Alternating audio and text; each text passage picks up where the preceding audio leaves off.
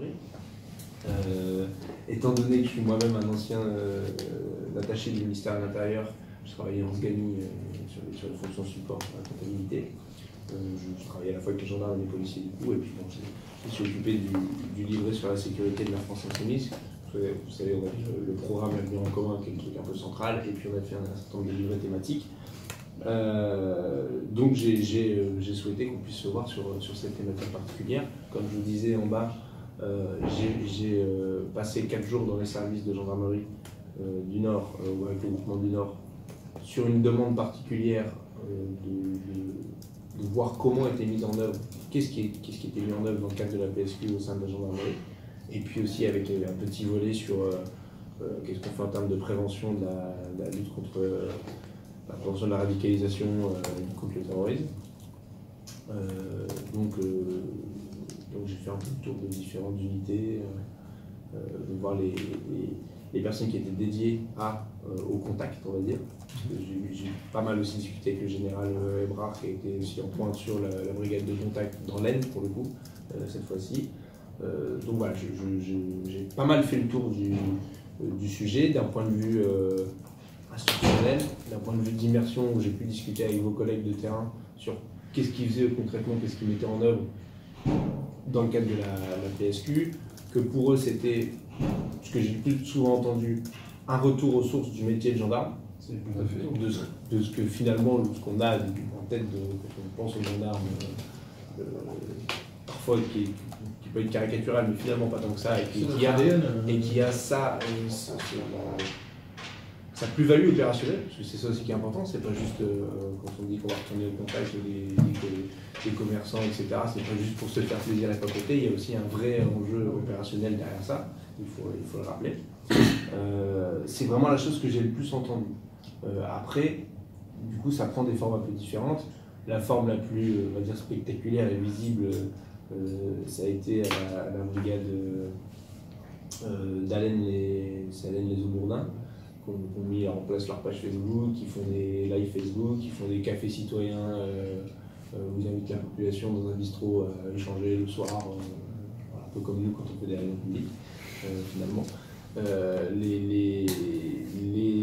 Les élus qui ont été rassemblés dans une même salle pour tous les élus des différentes communes pour faire un diagnostic partagé de quelle est la délinquance sur le territoire, qu'est-ce qu'on met en œuvre, des patrouilles communes avec les polices municipales, qu'est-ce qu'il y avait encore d'autre, la mise à jour des fiches entreprises, enfin, toutes des choses qui font que concrètement on change un peu la priorité. Sur l'échelle des priorités, le contact, la proximité redevient la priorité numéro 1. Et donc on y met des moyens et avec un léger réfléchissement de la doctrine sur ce qu'il convient de faire. Et moi ça me semblait déterminant, même si c'est pas la même chose que la zone police, c'est pas le même contexte, c'est pas la même population, mais je remarque qu'en police, c'est beaucoup plus compliqué quand je pose la question de concrètement qu'est-ce que vous changez dans la police de sécurité du quotidien. Qu'est-ce que le policier sur le terrain, vous lui dites de différent qu'on ne lui disait pas avant et que maintenant il doit faire. Et j'ai du mal à avoir des réponses. Il y a évidemment une question de culture, mais à un moment donné, l'expérience que j'ai vue en gendarmerie, et du coup l'expérience que vous pourrez me partager là pendant cette émission, sont pour moi aussi des points d'appui pour voir ce qui pourrait évoluer, y compris en police. Après, on pourra avoir aussi une discussion plus large sur la gendarmerie nationale avec plaisir, ces évolutions. J'imagine que vous allez peut-être me parler de la réforme des retraites à venir. C'était une des choses dont on m'a peut-être le plus parlé aussi dans mes journées d'immersion. Voilà. Voilà. Et puis si à la fin vous voulez qu'on ouvre ce que nous on proposait dans le livret thématique sur la sécurité de la France Insoumise, vous avez sans doute remarqué que nous étions pour une fusion des forces police, gendarmerie, police municipale, sous un statut civil. Et je sais que la militarité c'est quelque chose qui me tient à cœur évidemment. Mais je suis tout à fait ouvert à en débattre et à voir aussi quels sont, selon vous, les points forts du statut militaire, peut-être aussi les points faibles, parce que je sais qu'il y en a, en tout cas qui sont vécus en tant que tels par les gendarmes. Donc voilà, j'ai jeté les bases de la discussion que je souhaite qu'on puisse avoir ensemble. Peut-être refaire un petit tour de table pour vous représenter. Moi je vais commencer, moi, je suis chef de l'île, je suis officier de police judiciaire en brigade territoriale, assisté en 04. Je suis marié, j'ai 3 enfants, ça fait 20 ans, je sais pas si 20 ans que je suis gendarme. Je suis passé par l'Auvergne, en brigade et en psy. Alors, je ne sais pas s'il faut que je développe les abréviations. Les abréviations. Psy, c'est un peloton d'intervention de la gendarmerie départementale. J'ai fait 8 ans en Champagne-Ardenne et là j'ai fait l'ENSA. Puis ensuite, j'ai une expérience un peu de tout ce qui est dire périurbain, surtout sur Clermont-Ferrand, en Auvergne, et puis un peu plus rural actuellement. Je suis négociateur de prix également. Et grosso modo, je suis vice-président de l'association Jean Estonien, puis je suis dans l'association depuis 3 ans. Donc l'adjudant-chef Cédric Bouvray, donc moi je commande actuellement le peloton motorisé de la Charité-sur-Loire, donc une unité de sécurité routière. Je viens de brigade, avant en communauté de brigade, plus dans un milieu rural, puisque la Nièvre, vous connaissez, un petit peu de gendarmerie mobile avant, et puis gendarmerie de l'air en région parisienne, donc ça fait 19 ans de service, marié, 3 enfants également, marié une gendarme, donc on est vraiment en immersion aussi, mon camarade également. Je suis membre du conseil d'administration de l'association depuis bientôt 1 an. Voilà. Et on a tous les deux membres de la concertation ici au niveau. Voilà. Donc CFLG et des mandats internes. Ok, écoutez, moi je suis l'adjudant-chef Francis Prével, je suis militaire du corps de soutien de la gendarmerie. J'ai 28 ans de service, j'ai servi 7 ans dans la marine nationale et le reste en gendarmerie, donc 21 ans que j'y suis maintenant. J'ai servi un peu partout en France, outre-mer. J'ai fait pas mal de départements. J'ai servi également en interarmée, côté gendarmerie. J'ai fait de l'opération extérieure. Voilà, je me définis comme un logisticien parce que je suis vraiment dans le soutien opérationnel. Et donc là, je suis chef secrétaire de la compagnie de gendarmerie de Béthune. Et c'est un poste qui me convient très bien parce que là on allie toutes les facettes du soutien opérationnel, aussi bien sur la partie administrative que sur la partie matérielle, et ça se fait autant dans le bureau qu'au soutien des forces sur le terrain. Moi je suis Frédéric Lelouette, je suis le président de Gendarme 21. Je suis gendarme mobile, donc même si j'ai fait un petit peu de brigade au début de ma carrière, en tant que gendarme adjoint engagé, quand j'ai fait mon armée.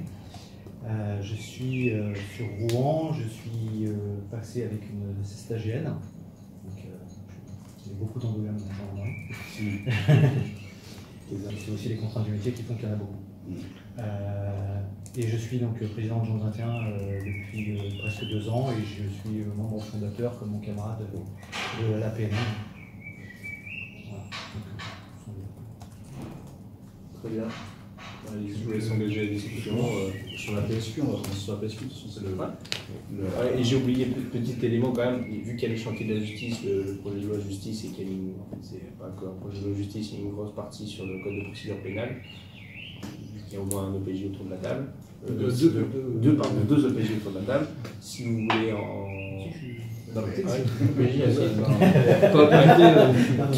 si vous voulez aborder le sujet de la procédure pénale, je suis preneur. Mais on l'a mixé dans les thématiques, on l'a mixé un peu dans les deux. Après la PSQ, on a vu arriver ça dernièrement, au mois de février. Pour nous, on s'est dit tiens, on revient au fondement de la police de proximité déjà, parce que c'était quelque chose qui était en place il y a quelques années dans la police nationale, puisque au début de la PSQ, de mon point de vue, je dis on revient sur quelque chose qui a été supprimé pour remettre surtout la police nationale sur cette thématique-là. On parlait de 60 quartiers, effectivement c'est plus zone police, mais du coup on a fait ça au vol et on s'est dit voilà. C'est important pour nous contacts en gendarmerie, parce que c'est vraiment, comme on parlait d'ADN, de fondamentaux, c'est vraiment ce qui fait l'ADN du gendarme. Le contact, le renseignement, le lien armée-nation qui est un peu cher pour nous. Et après, au niveau des missions, on n'a pas forcément tous compris comment ça allait être décliné, puisqu'il y a des unités qui ont toujours fait du contact. c'est pas quelque chose de nouveau pour certaines unités, et il y a des secteurs où on s'est rendu compte qu'effectivement, ils avaient un peu lâché cette thématique, parce que d'autres missions se sont greffées là-dessus. Sécurité routière, Et comme tout devient prioritaire, et à un moment donné, la strate, on ne sait plus trop on savait plus trop où placer le contact, parce que nous on est surtout sur le renseignement, c'était vraiment comme le renseignement et le contact, c'est un peu lié. Le renseignement, il devrait revenir un peu plus en intensité avec tout ce qui est terrorisme, le judiciaire, l'intervention, la prévention, enfin après il y a beaucoup de choses qui se déclinent. Donc on a remis ce bout du jour. Je sais qu'il y a des groupements de gendarmerie qui n'ont toujours pas mis en place leur truc. Enfin, ils ont du mal à se caler. Parce que ceux qui avaient un peu lâché le terrain du contact sont obligés de se réorganiser un peu. Moi, dans le 04, comme c'est un département qui est plus rural, il y a un peu moins de délinquance. Et on n'a pas créé de brigade de contact, par exemple, chez moi. C'est pas quelque chose qui a été créé. Il doit y avoir une brigade où il y a un peu de contact, et après le contact est une mission qui est devenue prioritaire, mais qui se fait dans l'exécution normale du service. Voilà, les patrouilles pédestres, le contact avec les élus, le contact avec les commerçants, les petits tours sur le marché, voilà, le binomage en pédestre sur des événements avec les polices municipales, parce que moi j'ai une police municipale à 7 chez moi. Voilà, donc ça nous a permis de revenir un peu sur cette mission essentielle. Le souci, c'est qu'effectivement, comme je sais qu'il y a des endroits où ils leur demandent, on repart sur du contrôle strict, en disant qui avez-vous vu, où est-ce que vous l'avez vu, un peu du contrôle, du coup c'est moins naturel. Il y a des gens qui disent, ça fait 7 fois que je vais voir le boulanger ce mois-ci, ouais, on parlait d'une baguette à la fin, il y a plutôt de rentabilité parce qu'il faut remplir des cases, il ne faut pas que ça devienne ça en définitive. Il faut que ça soit naturel, on s'arrête, on patrouille. Pareil, maintenant on a un peu moins d'argent pour le carburant au premier semestre déjà, donc s'arrêter et dire bonjour, ça arrange un peu tout le monde, directement sur nos missions et au niveau logistique. Mais voilà, et comme on parlait qu'effectivement ça a un intérêt, hein, c'est pas juste s'arrêter, boire le café ou voilà, parce qu'on boit du café, pas autre chose. C'est vrai, non, j'aime beaucoup le houblon. Mais c'est pas moi qui vais. C'est très compliqué pour pour nous. Alors, je sais qu'en termes de point public, j'ai mangé avec d'autres de vos collègues à midi pendant l'immersion, où j'ai passé une journée entière avec eux. Et même sur leur temps de repas du midi, vu qu'ils étaient en uniforme, ils sont. C'est l'image, au pétillant. Très attention à notre image. Nous sommes des hommes comme les autres, mais bon, il y a une image après. Voilà. Avec les réseaux sociaux, ça va vite maintenant. Moi, ça me chagrine un peu, mais bon, Ça peut déraper à ce Je sujet. peux enchaîner Vas-y. Je rejoins ce qu'a dit mon camarade. Je pense que le diagnostic qui a été posé sur la PSQ est réel, est pertinent. Il est important pour la gendarmerie d'aller discuter, d'être au contact de la population, de la connaître. Je le rejoins encore quand on nous dit qu'on a perdu un peu ce contact au fil du temps. C'est principalement par manque de temps, par l'enchaînement des missions. Maintenant, l'objectif est bien posé. Maintenant, quand on parle de PSQ, nous, on a tout de suite une problématique. C'est la problématique des moyens. On nous a vendu la PSQ comme quelque chose de novateur, alors que c'est quelque chose qu'on fait naturellement. Et les moyens qui ont été engagés, pour nous, ne sont pas à la hauteur de l'enjeu. L'enjeu est important, et les moyens qu'on nous donne, en fait, sont des faux moyens. C'est-à-dire qu'on nous donne des 500 effectifs, sauf que les 500 effectifs, à la base, ils n'étaient pas pour la PSQ, ils étaient déjà engagés pour autre chose. Donc, par le jeu des mouvements et des redéploiements dans nos groupements, en fait, pour la PSQ, on n'a quasiment personne en plus.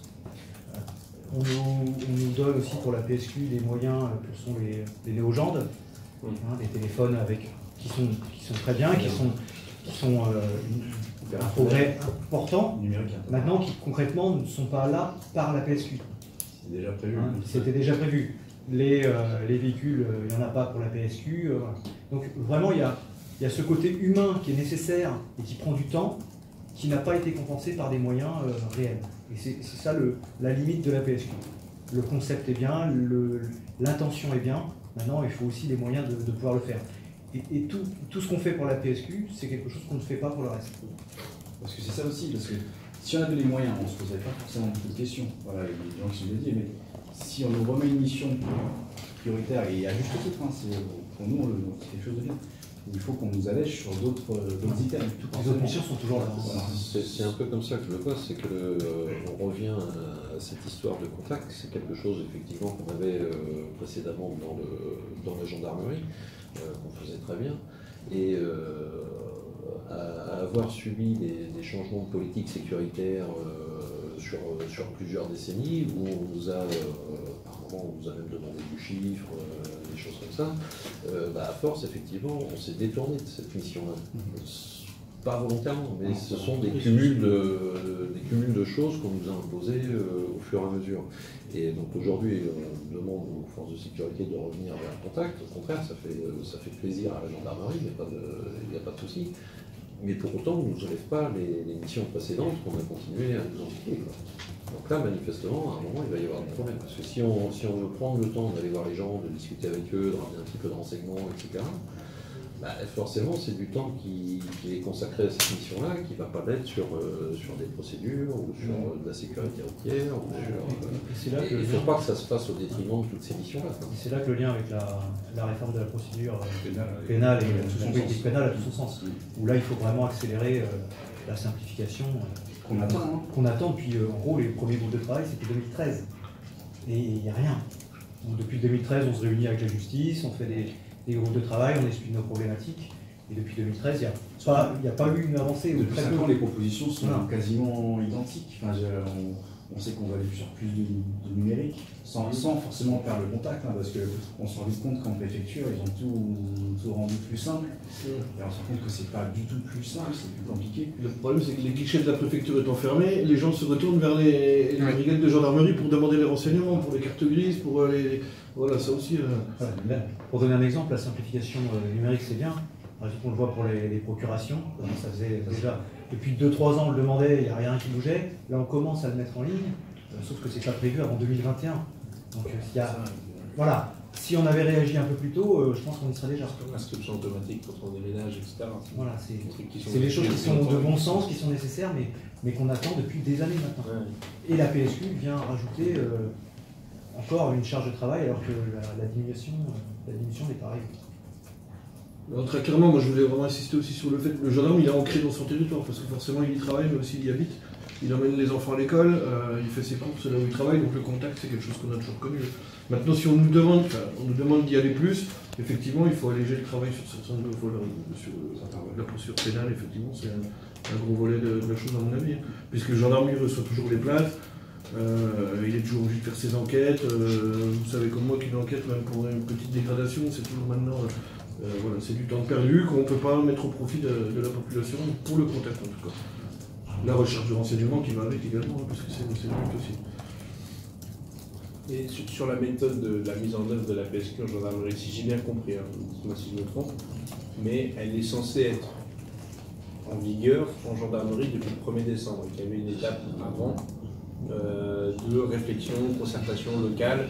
On a répondu à un questionnaire en ligne. Les groupements étaient invités et les brigades étaient invitées à rassembler les élus, à faire un diagnostic, etc. Si j'ai bien compris, la méthode, c'est qu'il y a une impulsion qui a été lancée de la DG. Et après, on a dit au groupement, faites ce qui vous semble le plus opportun de faire. On n'a pas dit, faites comme ça, impérativement. C'est l'initiative locale, très complètement. C'est pas centralisé. Et surtout, ça tient compte des contraintes locales. On adapte.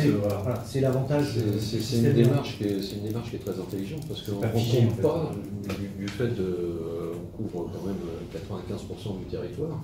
Les problématiques ne sont pas les mêmes d'une brigade à une autre. Et ce qui fait que c'est très bien de ne pas avoir eu une doctrine trop figée, trop stricte à mettre en place. C'est que chaque unité, même au sein d'une même compagnie, chaque unité n'est pas obligée de la pratiquer de la même façon en fonction de la physionomie de sa population, de sa délinquance, des problèmes rencontrés. Parce que là, comme et de ses tout à l'heure, effectifs. qu'on demandait à certains gendarmes, quand ils faisaient leur mission de contact, de remplir une fiche, etc. Moi, ceux que j'ai vus, on ne leur demandait pas de remplir une fiche. Donc, du coup, voilà. Après, comme dans tout système, il y a des dérives locales. C'est pas pour ça que c'est une généralité. On laisse la main locale. Il y a des bonnes idées locales aussi. La plupart des idées vont être de bonnes pratiques et des bonnes idées, et puis il y aura forcément derrière la recherche du résultat. Parce qu'il y en a qui ont encore cette culture de... Parce que la commandante de Lille me disait, voilà, elle me dit tout de suite, j'ai eu 0 effectif supplémentaire pour la PSQ. Mais on m'a dit, mettez en place la PSQ. Donc elle m'a posé une première contradiction déjà en disant, c'est un peu compliqué, ça fait 2 ans que j'explique à tout le monde qu'il faut se balader avec l'armement lourd dans le coffre, tout ça, etc. Et qu'il faut être prêt sur les dents, sur le qui-vive. Et que maintenant, il faut qu'on soit léger, sympathique, souriant. Et que du coup, c'est un peu, voilà, un peu compliqué qu'on travaille pas. Bon. Elle dit, bon, on m'a demandé ça, j'applique, etc. On essaie de plus pédagogique aussi, très bien. Et elle me dit, de toute façon, c'est juste que moi, il faut que je fasse de la prévention routière, il faut que je fasse judiciaire, il faut que je fasse de la prévention contact, etc. Et qu'à un moment donné, la mission contact, on a toujours eu, et qu'elle était, c'était comme c'est pas un impératif en soi de faire le contact, c'est plutôt ce qu'on faisait en dernier, parce qu'on faisait en premier, parce que tout le reste, c'est difficile.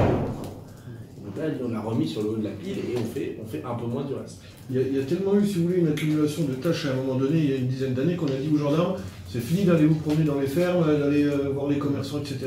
Il faut rester un peu plus et travailler, faire du gratter, et voilà quoi. En fait, c'est ça. Et c'est pour ça que ça s'était perdu un petit peu. Ça s'est perdu. Au final, le contact qu'on avait avec la population, c'était soit avec les gens qui étaient victimes, soit avec la mauvaise partie de la population qui était auteur des faits à l'encontre de ces victimes. Et c'est vrai que le citoyen qui n'a pas de problème et qui pourtant voit des choses dans sa vie au quotidien, dans son quartier, dans son village, etc. Effectivement, on n'avait pu le voir, lui, pour discuter avec lui. Et la plupart des renseignements qui peuvent remonter, c'est de la part de gens voilà, qui ont vu passer une voiture qui est pas très nette parce qu'on ne la connaît pas, il y avait des gens qui étaient un peu bizarres à l'intérieur. Voilà, c'est ça qui est utile. Et c'est vers ça qu'on tend à revenir. Et c'est une très bonne chose. Mais c'est vrai qu'à côté de ça, ça prend du temps d'aller voir les gens. Et du coup, est-ce que vous pensez qu'il faut vraiment des moyens supplémentaires ou que c'est plutôt un redéploiement des missions et de se dire, bah ça, est-ce que vous pensez qu'il y a des missions qui n'ont pas forcément un enjeu et qui peuvent par ailleurs être contradictoires en plus avec la PSQ et qu'on vous demande de continuer de faire, etc. Est-ce qu'il n'y a pas des synergies à trouver parce que... Il y a certaines sollicitations d'administration qui, des fois, sont un peu énergivores. Moi, ça m'est déjà arrivé de recevoir un truc et bien vouloir faire la photocopie et tout dire. J'ai envoyé le truc et j'ai dit non. J'ai contacté par courrier ou des fois les bureaux d'ordre de parquet qui nous demandent des choses qu'ils pourraient eux-mêmes à leur niveau faire par une simple lettre. Mais qu'ils font affranchir, qu'ils envoient au destinataire. Et passer tout le temps par le gendarme en disant il va faire parce que il est sur place. Et puis on a du mal à dire non. C'est une vieille culture, c'est du mal c'est quelque chose qu'il faudrait qu'on change un peu, c'est-à-dire apprendre à dire, à prioriser en fait. Comme on dit oui à tout, à un moment donné, on ne sait plus prioriser. On nous demande de tout faire et comme ce qu'on avait dit, pour être meilleur, soyons moins bons en fait. Je comprends ça, c'est vrai qu'il y a des secteurs où on soit un peu moins bons. Pour être meilleur dans d'autres secteurs, il faut prioriser à un moment donné. Voilà. Ou alors il faut simplifier les choses. On a beau être militaire, on ne peut pas être partout. C'est pas possible. Qu'est-ce que vous feriez, si vous étiez en chef de la PSQ, qu'est-ce que vous feriez un peu moins qu'on fait à l'heure actuelle? Et qu'est-ce que vous simplifieriez du coup dans la procédure? Après, sur les accueils publics, moi, je sais pertinemment qu'il y a des brigades qui ouvrent 7 jours sur 7. Et là, pour le coup, il n'y a pas forcément de pertinence sur 7 jours sur 7. Le week-end, par exemple, il y a des unités où, quand il y a quelqu'un qui est en urgence, où il y a quelque chose qui s'est passé, rien n'empêche à l'équipe d'intervention, parce qu'il y a une équipe d'intervention H24, à de venir prendre en charge la personne, comme l'année ce qu'on fait. L'année ce qu'on fait maintenant dans les brigades, c'est que le militaire chargé d'accueil de la journée qui va ouvrir seul en claquette, parce qu'en général on ne se fait pas en tenue, on va être sincère. Ouvrir, qu'est-ce qui se passe, qu'est-ce que vous avez, alors des fois c'est parfumé, des fois moins, mais maintenant on envoie une équipe d'intervention qui descend, qui est là et qui va prendre en charge l'accueil, si ça peut attendre demain, ou sinon c'est quelque chose d'urgent. Voilà, mais il y a des brigades qui n'ont pas la nécessité d'ouvrir 7 jours sur 7. Moi le dimanche, ma brigade est ouverte, des fois on se pose la question de pourquoi on est ouvert. Ça veut dire que cette brigade-là qui va être fermée, mais qui va toujours répondre aux urgences, on ne ferme pas au sens... on pourra toujours mettre un militaire de plus à faire autre chose dehors.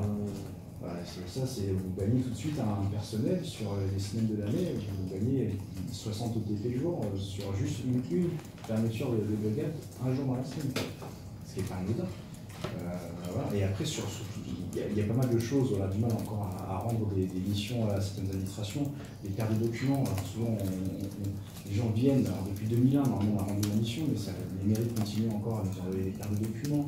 Ou On continue à faire les transfèrements alors que théoriquement depuis des années on aurait dû les. Ouais, ça a bien diminué si mes infos sont bonnes. Ouais, on en fait encore énormément. Pourtant, on a rendu les ETP. Si j'ai bonne mémoire, c'est 400 par mois, c'est ça? Oui, c'est ça.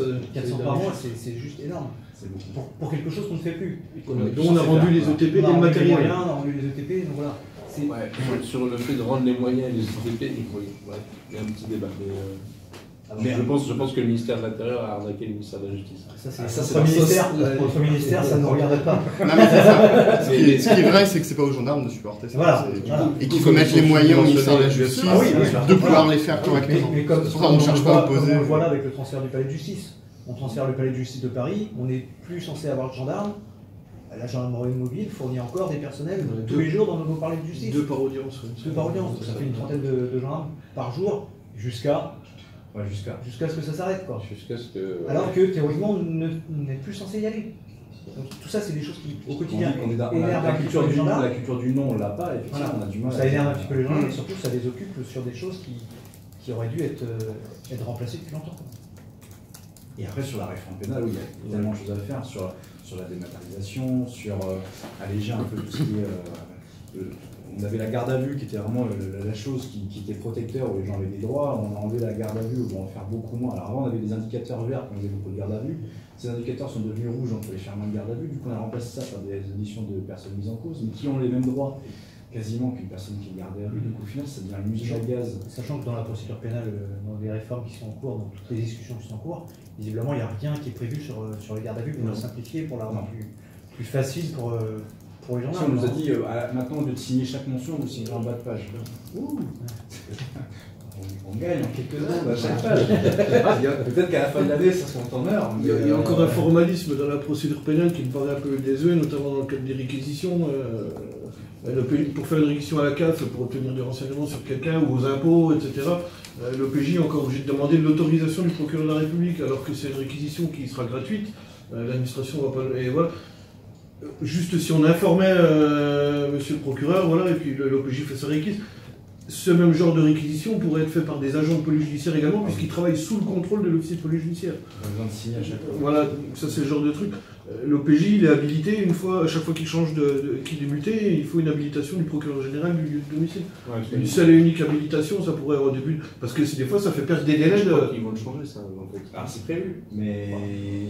C'est prévu. En tout cas, ça a été évoqué. On perd des fois une habilitation pendant un mois et demi, parce que le temps de l'habilitation se fait. Il y a des bonnes pratiques en local. Je suis moi, par exemple, mon parquetier, le procureur de la République, sur les réquisitions qui sont gratuites, en général, il me dit.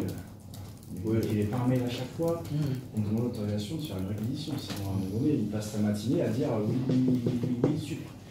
C'est vrai que tu viens d'évoquer, on a aussi cette problématique où chaque parquet a ses propres politiques, a ses propres demandes, et c'est compliqué pour les gendarmes de s'adapter à chaque demande et à chaque.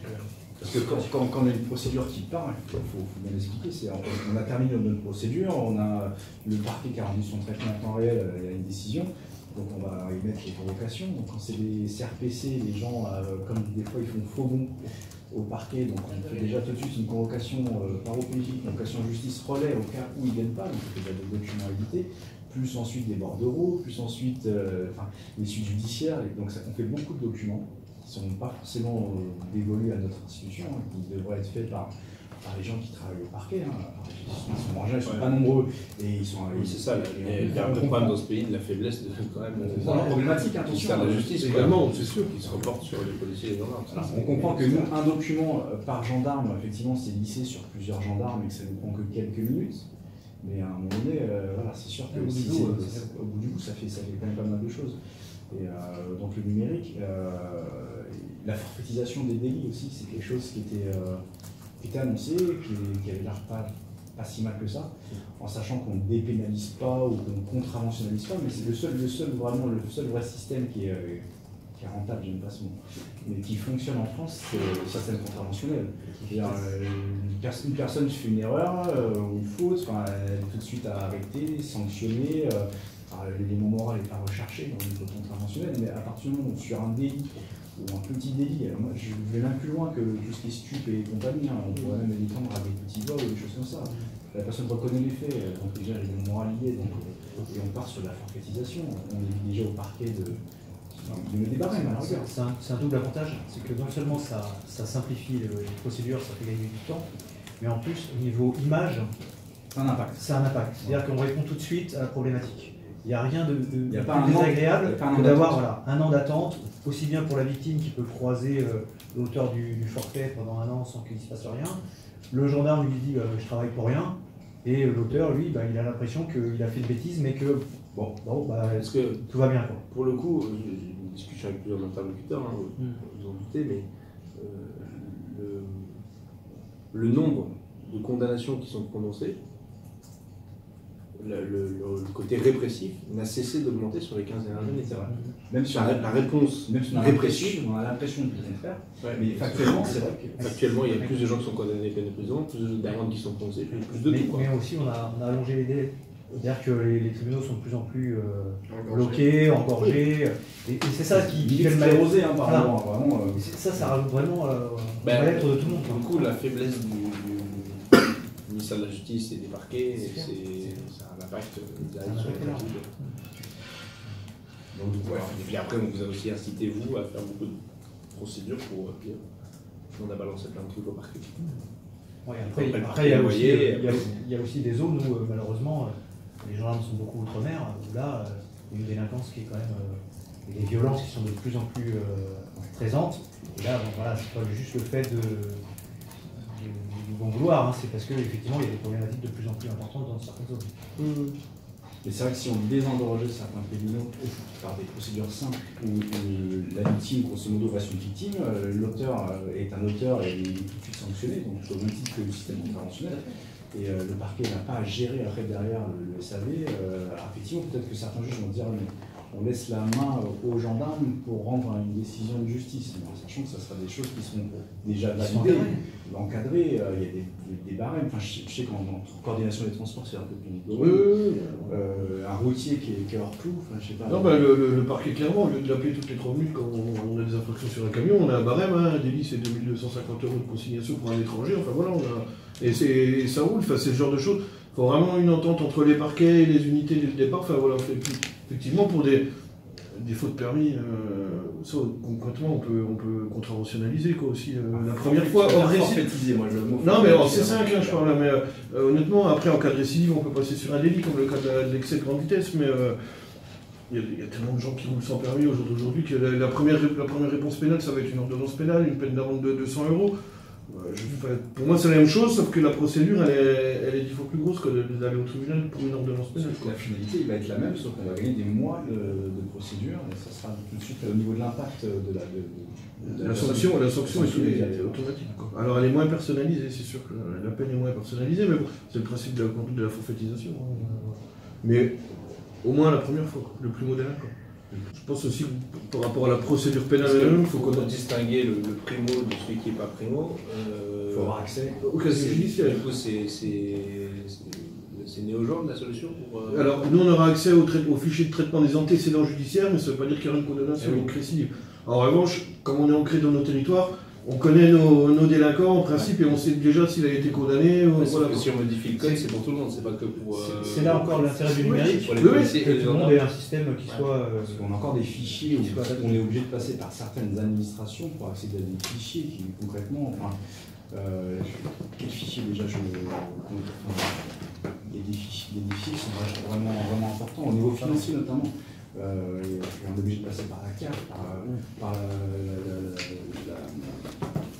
tout ce qui est financier, par les impôts, tout ça.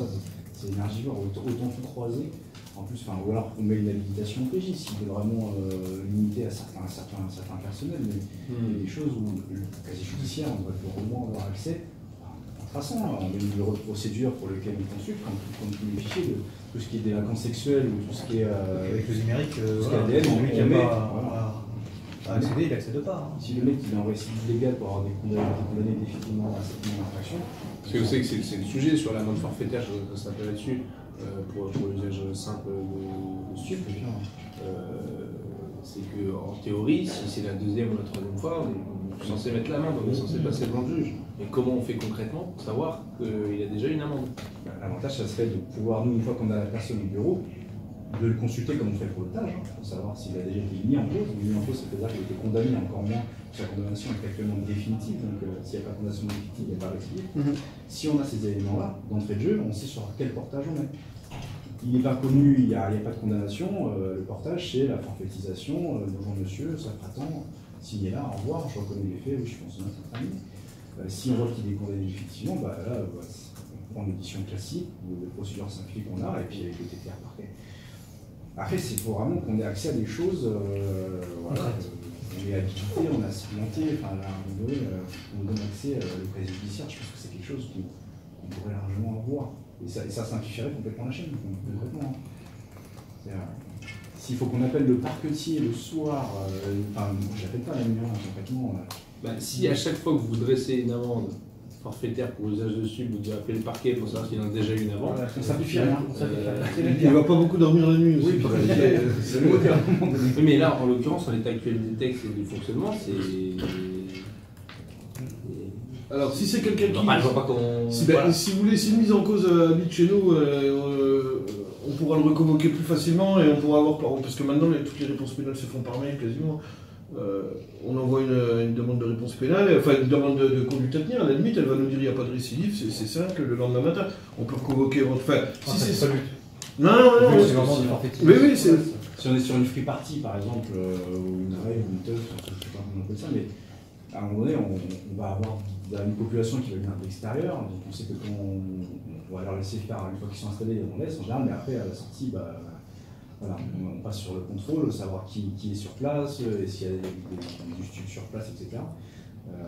Là, c'est là où c'est pas de l'abattage, mais presque. Mais à un moment donné, on va forfaitiser un max, on va rentabiliser voilà, ce côté forfaitisation du délit.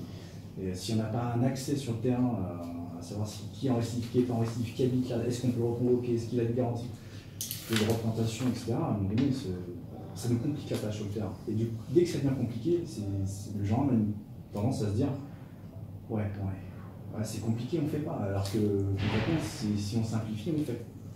Et du coup, ça a un impact tout de suite. Dès que la procédure, ça j'ai vu plusieurs fois, par exemple sur les ESI, dès que c'est compliqué, les gens ont une petite tendance à dire les ESI, c'est une étrangère en situation régulière. Ouais, j'avais dit. Ce genre de procédure, genre quand ça lui arrive, il marque un petit temps d'arrêt quand même.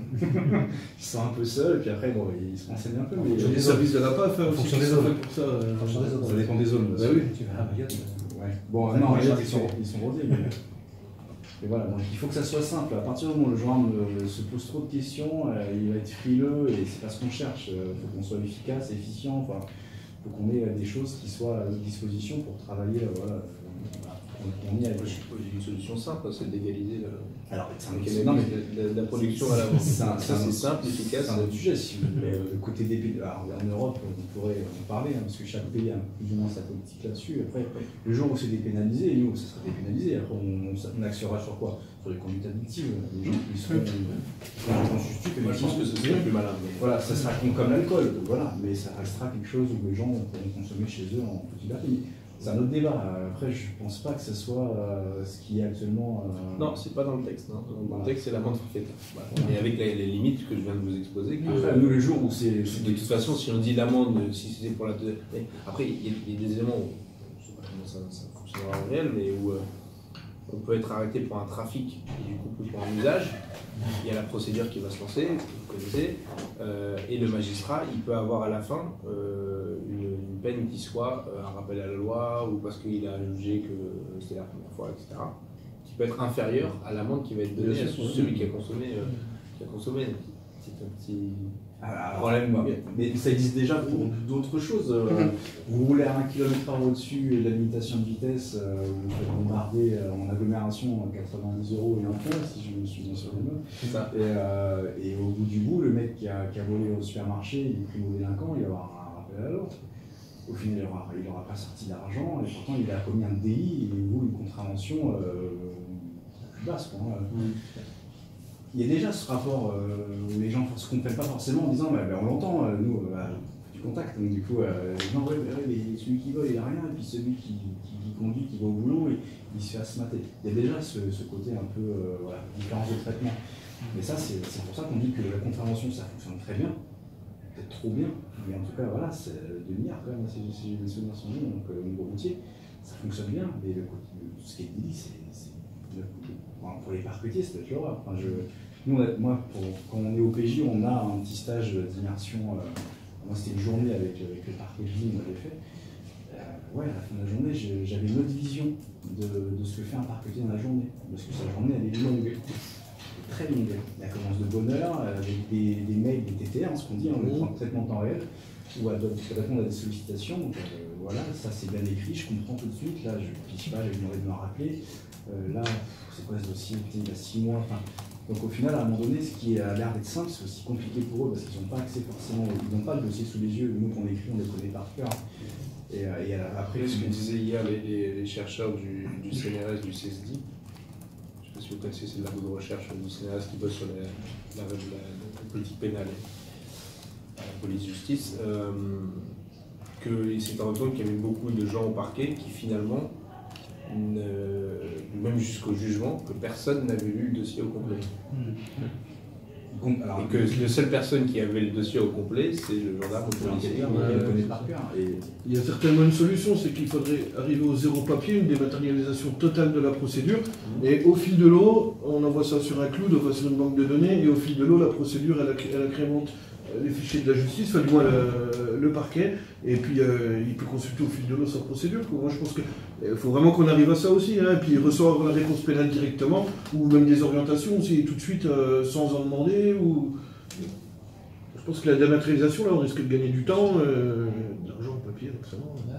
Et je sais que l'avantage du numérique, c'est que les droits d'accès peuvent être facilement contrôlés, facilement définis, que ce soit pour les avocats, les gendarmes évidemment, les juges, etc. Donc, on gagne aussi dans cette souplesse où on n'est pas obligé de demander aux gens de quelque chose, ils peuvent le regarder eux-mêmes et tout de suite trouver la solution. On peut alimenter au fil de l'eau, ça pourrait répondre à une des problématiques que personne ne voit la procédure, la plainte, les auditions, et puis... Après, il y a tout ce qui est visio aussi qui est important pour nous. Enfin, il y a des choses, des fois on se dit, pour les transferts, à l'époque, je me rappelle, le plus long transfert que j'ai fait, je suis parti de Châlons en Champagne pour aller à Cannes.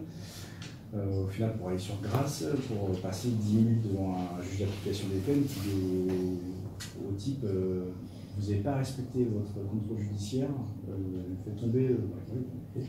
Merci monsieur, vous pouvez le ramener. Après, derrière, on est parti sur 3 jours. Quoi. À privatiser des wagons, pas des wagons, mais je reconnais mon jour.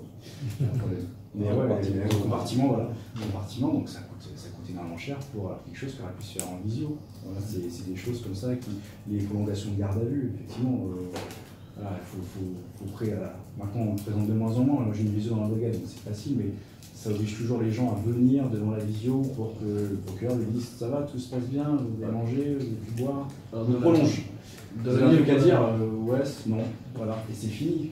Dans la livre, on a un parquet très innovant parce qu'on fait les présentations via WhatsApp en fait, avec monsieur le vice-procureur là-bas. Et c'est comme on n'a pas nous l'unité de visioconférence et que finalement la première visioconférence est aussi loin que le parquet, et WhatsApp, et voilà quoi.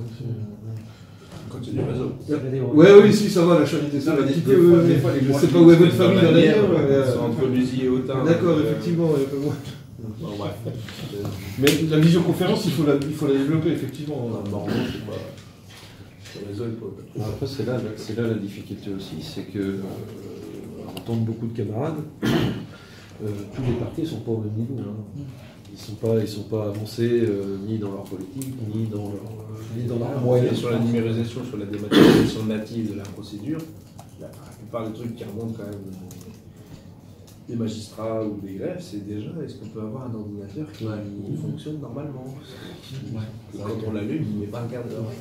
Donc c'est vrai qu'il y a peut-être un point de départ à rehausser, et puis après. Malheureusement, souvent, c'est la novation qui donne les moyens.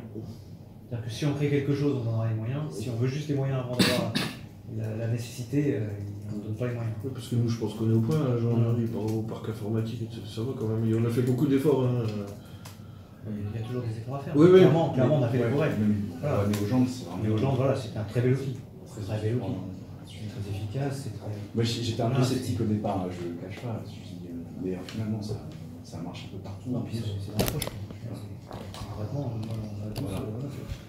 c'est un super outil. C'est quelque chose qui va falloir que je développe plus, mais c'est vrai que si on partait de la numérisation totale avec un néogendre, vous arrivez sur un cambriolage assez simple où l'ADN va être un peu plus difficilement réalisable, ou l'enquête de voisinage, parce que les lieux sont isolés, va coucher des croix sur quelque chose, envoyer sur l'adresse mail de la victime en signature numérique, alimenter avec des photos qu'on prend avec le smartphone, et au final, dans la journée, on peut clôturer un cambriolage, et rien ne m'empêche de le réouvrir si derrière il y a des éléments qui reviennent à notre connaissance, mais il y a des choses où on pourrait vraiment être très très simple, sans être simpliste, hein, simple et efficace, où on pourrait gagner vachement de temps sans forcément toucher à la procédure en soi. Non, bien sûr, parce que ça ne nous empêche pas de faire sur le fond, notre enquête de voisinage. On fera les mêmes actes, si vous voulez, mais on les matérialisera différemment plus sur une. Parce que des fois, on fait un transport constatation, c'est un procès verbal où. Ouais, c'est des rubriques très figées où on raconte encore. C'est des phrases toutes faites en plus. On n'est même pas imaginatif à la fin. On met vraiment. Ce qui nous intéresse, c'est la réponse sur 10 lignes, alors qu'il y aura 2 pages de pas grand chose. Et vous n'avez pas peur, je prends votre exemple, vous n'avez pas peur de perdre un peu de proximité justement avec les personnes qui se sont fait cambrioler? Bah non, parce qu'on y va. Voilà, c'est ça. Au contraire, ça vous permet de gagner du temps. Mais les actes en eux-mêmes, ce qu'on va réaliser physiquement, c'est la même chose. On va se déplacer, on va constater, on va mesurer. S'il y a de l'ADN à faire, on le fera. S'il y a de la police technique scientifique au niveau des empreintes, on fera. L'enquête de voisinage sera réalisée. Ça va juste gagner du temps justement Après, pour permettre de faire l'enquête de voisinage mais plus rapidement, plus longtemps. Nous, on peut vite savoir à quel moment ça va mûrir ou ça va pas mûrir. Si c'est quelque chose de sériel, si on pense que c'est que du local, si. Mais ça, dites-moi si je me trompe, mais du coup, il n'y a pas besoin de modification du code de procédure pénale. Ah non, ça c'est juste du réglementaire de une signature numérique en fait. Voilà. Ça, je suis d'accord, on est encore au Moyen-Âge. Mais après, non, parce que finalement, qu'on fasse un PV de constatation, qu'on coche des croix, on se rend compte qu'on se satisfait de néogendre, alors que c'est quelque chose qui devrait être légitime. On avait tellement de retard avant d'avoir néogendre, on se rend compte que là, on est arrivé à ce qui est normal en fait, à ce qu'on utilise tous les jours avec notre smartphone personnel. Des choses qui pourraient être beaucoup plus simples. Effectivement, c'est. Même chez nous, dans le formalisme, on pourrait simplifier les choses. Le coût de la signature en bas d'une page de garde à vue, c'est peut-être anodin, mais c'est quelque chose qu'on demandait depuis toujours. Pourquoi signer chaque mention? Moi, quand je prends un crédit à la banque, j'ai juste des initiales à la banque, je n'ai même pas besoin de signer. Quoi. Et là, on me demande de signer tout. C'est une garde à vue, c'est pas après la banque. Mais là, c'est remonté, la personne est devant nous, il y a un registre de garde à vue, il y a, des fois les gardes à vue sont filmés. Donc, non, mais ça s'entend, et il y a vous êtes assermenté, il y a une formation qui aussi légitime votre action. On peut le comprendre.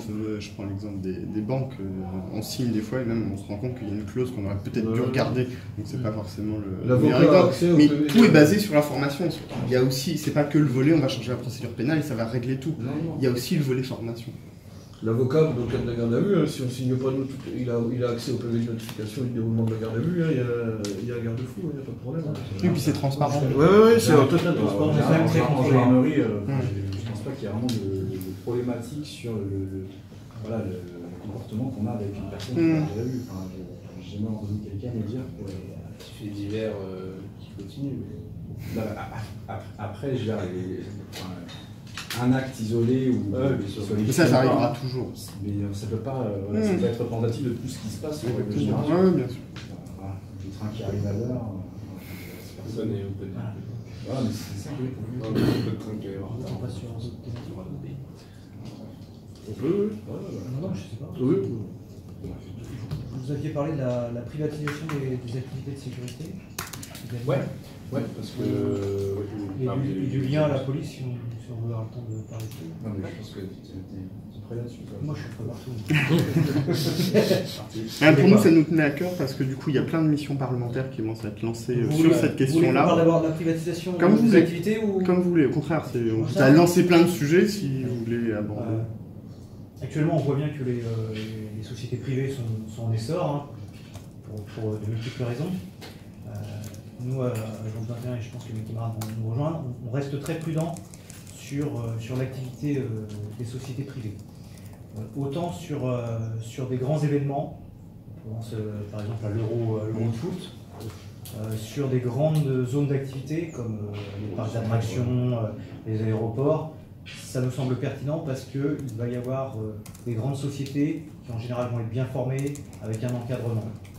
On est un petit peu plus réservé sur les sites où c'est des toutes petites structures, sans formation adaptée parfois. Et voilà, c'est un peu plus gênant.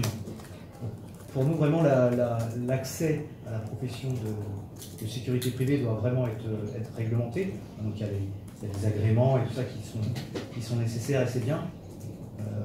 Il devrait y avoir une exigence également de carte professionnelle sécurisée. On s'aperçoit qu'il y a des cas de fraude qui sont gênants. Donc il faut limiter la fraude. Je pense également qu'il y a un travail dans les formations à faire, que chaque société ait au moins un socle commun de formation minimale à avoir. Et enfin, un truc qui nous touche un peu plus, c'est on oppose souvent sociétés privées, sociétés et services publics, en disant on va faire des économies en développant les sociétés privées, la sécurité privée, on va faire des économies sur la sécurité publique. On ne partage pas tout à fait ce point de vue à Agence 21, tout simplement que dans tous les cas, la sécurité publique sera en second rideau. C'est-à-dire que s'il y a un grand événement, un événement qui demande des compétences pénales, des compétences de police, ou une intervention avec interpellation, forcément, de facto, la sécurité publique interviendra. Donc il ne faut pas s'attendre à des économies importantes en développant la sécurité privée. Et surtout, seule la sécurure publique peut intervenir partout. La sécurité privée va intervenir sur certains sites. Les gendarmes comme la police peuvent, bien sûr dans le respect de la loi, de l'intimité, de la vie privée bien sûr, mais on peut intervenir partout, ce qui n'est pas le cas des sociétés privées. Vous ne craignez pas justement dans les propositions qu'ils pourraient nous faire à l'avenir, dans les textes, que justement ils étendent le champ d'intervention? C'est une crainte effectivement, et c'est pour ça que nous on tient à ce que... Alors il y a aussi un côté social qui nous interpelle, c'est que pour nous la sécurité doit rester publique pour être équitable. C'est-à-dire que si vous développez les sécurités privées, vous cassez l'équité entre les personnes. Où au final, on va pouvoir avoir des bunkers très sécurisés pour les personnes riches et des ghettos un peu moins, ou beaucoup moins fiables pour les personnes pauvres. Donc ça, c'est vraiment une inquiétude qui nous interpelle, c'est vraiment l'équité du service public. Alors même si ce n'est pas entre guillemets nous qui décidons, quand on est gendarme, on s'intéresse toujours à essayer de bien faire et ça nous interpelle. Voilà, c'est... Pas serait si un jour la sécurité privée prend un essor tel comme certains l'envisagent, et si la réforme des retraites nous est défavorable, il peut y avoir aussi une fuite des cerveaux chez nous et happés par ce genre de société. Voilà, après, sur l'évolution, je sais pas, je pense qu'aux États-Unis, ils sont un peu en avance là-dessus, où il y a beaucoup de. Alors, je dirais pas en avance. D'ailleurs, en tout cas, plus d'expérience dans la privatisation. Ils ont développé quelque chose. Ils ont développé depuis très longtemps. Alors, je sais pas si c'est bien ou pas bien, je sais pas si ça fonctionne là-bas ou pas là. Mais je sais que par exemple, dans les hôpitaux, je sais que sur les campus là-bas, des choses comme ça, les gens ils ont un rapport à l'arme qui est différent du nôtre, concrètement. Mais, ça joue, ça joue complètement. Ceci dit, que la sécurité privée, ils ont réglé le problème des transfèrements. Même les prisons, elles sont privées. Oui, c'est pour ça. Mais ouais, ils ont une autre philosophie, mais c'est vrai que. Je pense que les États-Unis sont aussi un bon phare pour montrer ne serait-ce que les inégalités que ça crée. Complètement. Ça nous paraît essentiel. On a l'exemple. L'équité. On est un service public. Pour nous, on doit servir aussi bien le monsieur qui a de l'argent que la dame qui n'en a pas. C'est-à-dire qu'on arrive plus à se projeter avec leur modèle, comment ça pourrait éventuellement, voilà, les dérives qui pourraient arriver sur notre sol si on développait trop. Après, c'est sûr que pour moi, il y a quand même un segment, c'est un truc quand même qui a de l'avenir. Oui, il y a de l'intérêt, comme je l'ai dit tout à l'heure, sur les grands événements où ça fait gagner du temps, ça fait gagner du personnel. Et c'est bien localisé. Si on pense sur les universités aujourd'hui, vous avez des agents de sécurité privés, bien sûr. Comme ça, dans les hôpitaux aussi, etc. Moi, ils sont très limités quand même sur l'action qu'ils peuvent avoir. Ah oui, complètement. La veille, ils appellent la police. Voilà, c'est pour ça que je disais que le deuxième rideau, c'est forcément la gendarmerie et la police. Très clairement, la sécurité doit rester une mission régalienne de l'État. En revanche, il y a des fois, pour des bâtiments publics ou des choses, je vois en bas, au palais de justice à Paris, je ne sais pas si ça se fait encore, quand j'étais gendarme mobile, au rayon X, c'était un gendarme, quoi. Bon, bah là, on passe déjà une boîte de sécurité privée. Ouais. Non, c'est des agents de. C'est de l'Assemblée nationale, d'accord. Mais bon, c'est plus une force de sécurité publique déjà. Oui, il n'y a pas besoin d'officier de police judiciaire pour ça. Oui, voilà, c'est ça aussi. Il y a une question de sens qui est rattachée aussi derrière ça. L'évolution des techniques fait que oui, potentiellement, il n'y a peut-être pas forcément besoin d'avoir un gendarme pour faire un contrôle, faire passer les gens sous un portique. Et après, pratiquer des palpations, c'est autre chose aussi. On parle à un niveau, effectivement. Mais c'est sûr que ça questionne. Vous avez parlé du système américain, qui est un système fédéral, qui est assez complexe à voir en termes d'expérience. Certains États fédéraux des États-Unis reviennent justement sur le tout privatif. Donc, mais c'est très compliqué, comme vous dites, il y a un aspect très social et sociétal, le rapport à l'art, mais pas que, aussi la manière dont ils ont confiance aussi. Clairement, la formation est importante. Nous, on est formé longtemps au début de carrière, on est formé en permanence, on a des objectifs de formation, quel que soit notre cursus régulier. La formation pour les sociétés privées doit être très encadrée si on veut que ça soit efficace, même pour les événements sur lesquels on est favorable, même dans les parcs d'attractions, il faut qu'ils soient bien formés, etc. Et pour ça, ce qui est mis en place est déjà pas mal avec les agréments, etc. Il y a des conventions qui sont faites notamment avec les préfectures, mais ça doit être systématique, ça doit vraiment être bien encadré pour éviter les fraudes. Puis au-delà de ça, le système actuel, je pense qu'il mérite d'être amélioré. Quand même, on ne ferait pas évoluer leur mission parce que on voit encore du travail dissimulé. Beaucoup dans les sociétés. On voit des personnes qui sont énormément en situation irrégulière, qui sont au problème de sécurité. Ce que vous avez dit sur les cartes professionnelles sécurisées, c'est sûr que c'est indispensable qu'on puisse prouver. Clairement, les agents de sécurité de nuit, je ne sais pas, il y a beaucoup de gens qui se font exploiter, très certainement, des gens en situation régulière, très certainement. Du coup, ma crainte, c'est qu'y compris sur la sécurisation de bâtiments publics, là où avant on pouvait avoir un policier ou un gendarme, c'est que de toute façon il faudra quelqu'un, et que ce quelqu'un n'aura plus de statut, il n'aura plus un statut public, et du coup plus de déroulé de carrière, etc. Et que ça fait juste qu'à la fin, il y a toujours un bonhomme qui est là, mais moins bien payé, plus précaire. Et après, il y a aussi la question de la réactivité au danger immédiat. Quelqu'un qui est devant un bâtiment public, que ce soit un gendarme, s'il se passe un événement juste à côté, il va intervenir. On va prendre le terrorisme pour rester dans le dur. La formation fait que le gendarme va intervenir. Le vigile n'aura pas les mêmes moyens que le gendarme. Là, il y a une fuite en avant qui, quand même, vous avez vu il prévoit l'extension, c'est déjà prévu dans le code de sécurité intérieure, l'armement en armes de poing des agents de sécurité privée. Donc, c'est pas. Mais très clairement, en revanche, cet effectif, ce gendarme qu'on enlève à garder une porte aussi quelque part, il peut aller servir pour faire du renseignement, de la lutte antiterroriste, du contact, voilà, ça nous fait un ETP à récupérer aussi. Il faut le faire vraiment avec prudence, simplement. Il ne faut pas que ce soit non plus une excuse à dégraisser les forces de sécurité intérieure. Non, pour servir à les réorienter sur quelque chose sur le cœur du métier. Il faut qu'on intervienne toujours en deuxième rideau.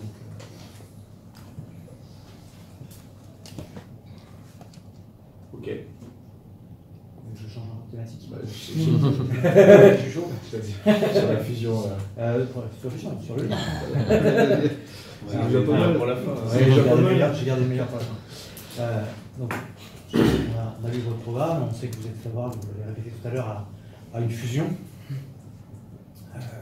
À Jean 21, je pense qu'on est assez ouvert. On n'a pas de tabou. C'est-à-dire qu'on accepte de discuter sur tout. Je pense qu'il ne faut pas rester figé dans ce domaine de compétences. je pense qu'on a à apprendre beaucoup aussi de la police, comme la police a à apprendre de nous. Maintenant, avant tout rapprochement ou toute... Ce rapprochement, on l'a déjà fait. On a déjà enfin, le ministère. voilà, on a déjà fait des choses, mais je pense que là, on arrive à une limite, tout simplement parce que je vais un peu démolir nos camarades de la police, mais ils ont une organisation qui ne nous semble pas très efficace. C'est-à-dire qu'ils ont beaucoup de directions, beaucoup de chefs qui ne contrôlent pas grand-chose. On le voit à la PP à Paris, hein. Il y a des gens qui gèrent le maintien de l'ordre, d'autres qui gèrent la sécurité quotidienne, enfin, plein de choses différentes. Alors qu'en gendarmerie, la structure militaire même de la gendarmerie fait qu'on a un chef, une mission, des moyens. Alors, les moyens, on ne les a pas toujours, mais au moins, il y a le chef et les missions. on a le chef qui décide, voilà, le chef qui l'engagement, et qui les moyens sont à sa main pour voilà, pouvoir il se bat pour les moyens. réaliser la vision. L'exemple concret qu'on a eu il n'y a pas longtemps, c'est Irma. Quand il y a la tempête Irma, la gendarmerie projette des forces de toute la France. C'est-à-dire qu'on fait un appel à volontaires pour l'humain, les matériels, et ça, c'est parce que c'est une structure militaire qui nous permet de réagir comme ça.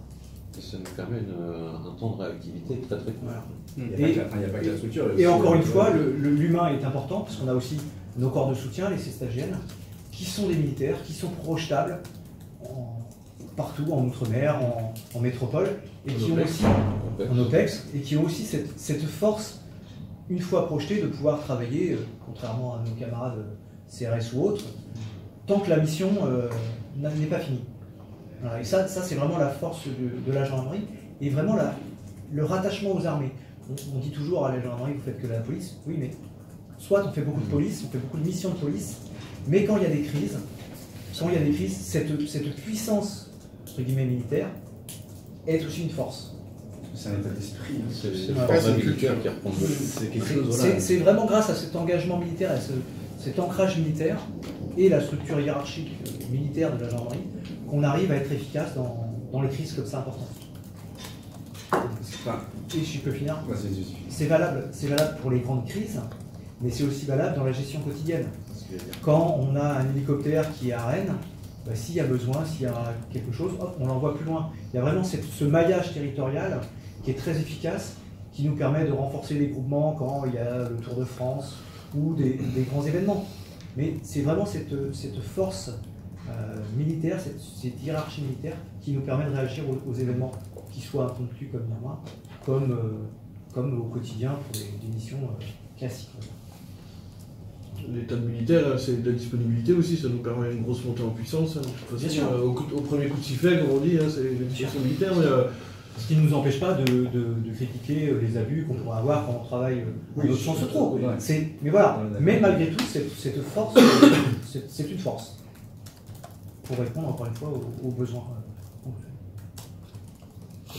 Dans votre projection de fusion, en fait, est-ce que vous avez financé éventuellement si jamais éventuellement on passait tous sous statut civil, combien ça coûterait à l'État? Parce qu'on a l'impression que notre système est plutôt rentable. Parce que après, moi, je ne cherche pas forcément à être rentable, c'est pas forcément mon objectif dans la vie. Je dis rentable. Voilà, je le dis parce que, y compris notre plan, je dois l'avoir dans mon sac quelque part quand j'ai laissé au bureau. Derrière l'intérêt. On a un contre-budget qu'on a proposé pour le loi de finances 2018 sur une chemin annuel, et on propose d'injecter 100 milliards d'investissements et d'augmenter les dépenses de fonctionnement de 70 milliards, et d'embaucher beaucoup de gens dans beaucoup de domaines. Et d'éclater le 3% de déficit et de monter à jusqu'à 7%, je crois, ou 8% de notre projection, en vue de relancer la machine économique et après de redescendre en dessous des 3%. Sachant que redescendre en dessous des 3% n'étant pas un objectif en soi, c'est juste qu'on analyse qu'en réinjectant de l'argent dans la machine, on relance l'activité et qu'à la fin, on retrouve sur un cercle vertueux où on n'est pas sur un endettement permanent. Donc, je mets ça de côté. Moi, le raisonnement, il n'est pas, même si j'étais en SGMI, si je gérais la compta, mon objectif, c'est pas à tout prix de réduire les moyens, de faire des mutualisations, je sais pas quoi, je m'en fiche, c'est pas le sujet. Mon sujet, il est purement et réellement opérationnel. Quel est le mode d'organisation le plus efficace? Il y a cet aspect-là, et il y a un deuxième aspect, sur civil ou militaire, qui est de dire, dans notre conception, les militaires sont là pour intervenir à l'extérieur. Les civils sont là pour intervenir à l'intérieur. Avec Sentinelle, c'est pas trop le cas non plus pour les C'est pour ça qu'on est opposé à l'opération Sentinelle, par ailleurs, et qu'on pense qu'il faut fonctionner différemment. On n'est pas trop hyper Sentinelle, ça, on teste depuis le début, à plusieurs titres. Donc c'est ça la philosophie, c'est militaire extérieur et on garde civil à l'intérieur. Et puis c'est une fusion opérationnelle parce que il y a une concurrence pour les gendarmeries, quoi qu'on en dise.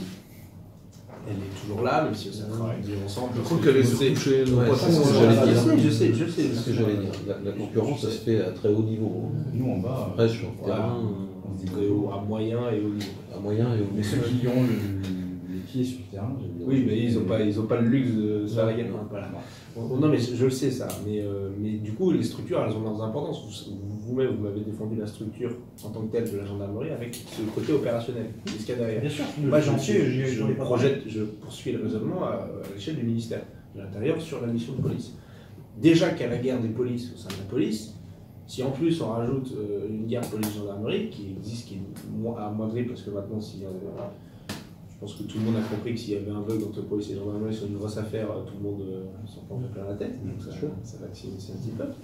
Mais il y a ça. Et puis il y a aussi, moi, dans le viseur, la police municipale, qui sont importantes, puisque comme on est pour remettre en place une police de proximité sur tout le territoire avec des moyens, on pense qu'il y a une hypocrisie aujourd'hui à avoir autant de policiers municipaux, de mettre autant d'argent public dans les municipalités dont c'est pas le budget normalement, c'est pas la mission principale, de dépenser autant d'argent à ça, avec des gens qui finalement arrivent avec une habilitation qui est trop faible par rapport à ce qu'ils rencontrent sur le terrain. Parce qu'en réalité, il y a plein d'endroits où le policier municipal, il est en première ligne, et même quand il appelle la police nationale, pourtant il est là, il y a quelqu'un qui est volontaire, formé, qui a envie de... Bon, mais les mairies ont embauché parce que l'État s'est désengagé à un moment donné. Moi je suis pour un réengagement... Peut-être pour les projections extérieures, si je peux y revenir, vous dites la gendarmerie extérieure, vous parlez uniquement des militaires. Oui. Pour moi, par exemple, l'outre-mer, c'est pas un engagement extérieur. Non, voilà. d'accord. Sauf que, concrètement, la gendarmerie mobile, pour ne prendre que cet exemple-là, ce projet d'outre-mer, là où les CRS ne vont pas. Pourquoi Parce que, depuis des années. Pourquoi Parce que nous, on est capable, en tant que militaire, d'accepter des conditions d'emploi sur Irma. Mes camarades sont arrivés, il y avait des gravats. Leur premier travail, ça a été de dégager les gravats pour pouvoir mettre des épicots. Et ça, une force civile, actuellement, n'est pas capable de le faire, n'acceptera pas de le faire. J'entends ce que vous dites sur les CRS, mais si on regarde d'un peu plus haut, il n'y a pas que les CRS en civil qui interviennent, il y a aussi les pompiers, la sécurité civile, etc. Et eux, ils acceptent des conditions qui sont celles du terrain. C'est militaire. Ils ont des pompiers aussi. Non, pas tous les pompiers. Pas tous les pompiers. Voilà, mais c'est là où. militaires. Non, mais je prends les pompiers de Lille, ils sont allés filer des coups, ils sont tout à fait militaires, ils ont été mobilisés dans des conditions similaires. Donc, c'est pas tant le statut que le méthode d'organisation et la culture interne qui est véhiculée. À mon avis, après, c'est moi. Après, le statut militaire, que je me trompe, vous allez travailler autant que nécessaire, là où le civil ne travaillera pas autant que nécessaire. Même si, en théorie, le statut de la fonction publique devrait permettre de mobiliser n'importe qui. C'est pas, dans les faits, c'est pas. Je sais mais c'est pas une critique de l'organisation de la police, c'est vraiment.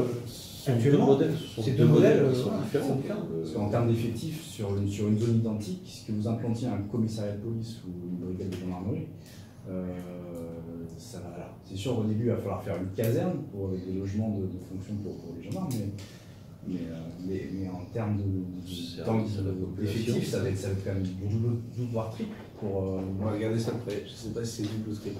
On va donner quelques exemples. On le voit sur le palais de justice. Mais c'est pour ça que ça m'intéresse. Le palais de justice, le nombre de gendarmes qui était projeté sur le palais de justice, par rapport à maintenant le nouveau palais de justice, on était sur 300, on est plutôt sur 900. Donc c'est important, le différentiel effectif est vraiment important, pour une efficacité qui n'est pas supérieure. Il y a plus de militaires au ministère de l'Intérieur que de civils en plus. Quand on a la sécurité civile, les SPP. Non, pas tout à fait. Il y a la marge, il y a les préfectures, tout ça. Quand la préfecture, alors peut-être. Non, la police est plus nombreux que nous. Si on rajoute la BSPP, les marins-pompiers, la sécurité civile. Les militaires, on peut dire, Après, sur les polices municipales, là où je vous rejoins effectivement, c'est que pourquoi on n'a pas pris le parti de faire passer un bloc APJ, parce que avec ce bloc-là, ils pourraient éventuellement avoir des pouvoirs de police un peu plus élevés que parce qu'ils sont tous APJA en fait. Et APJA chez nous c'est genre un adjoint, c'est-à-dire que c'est le premier niveau de qualification judiciaire.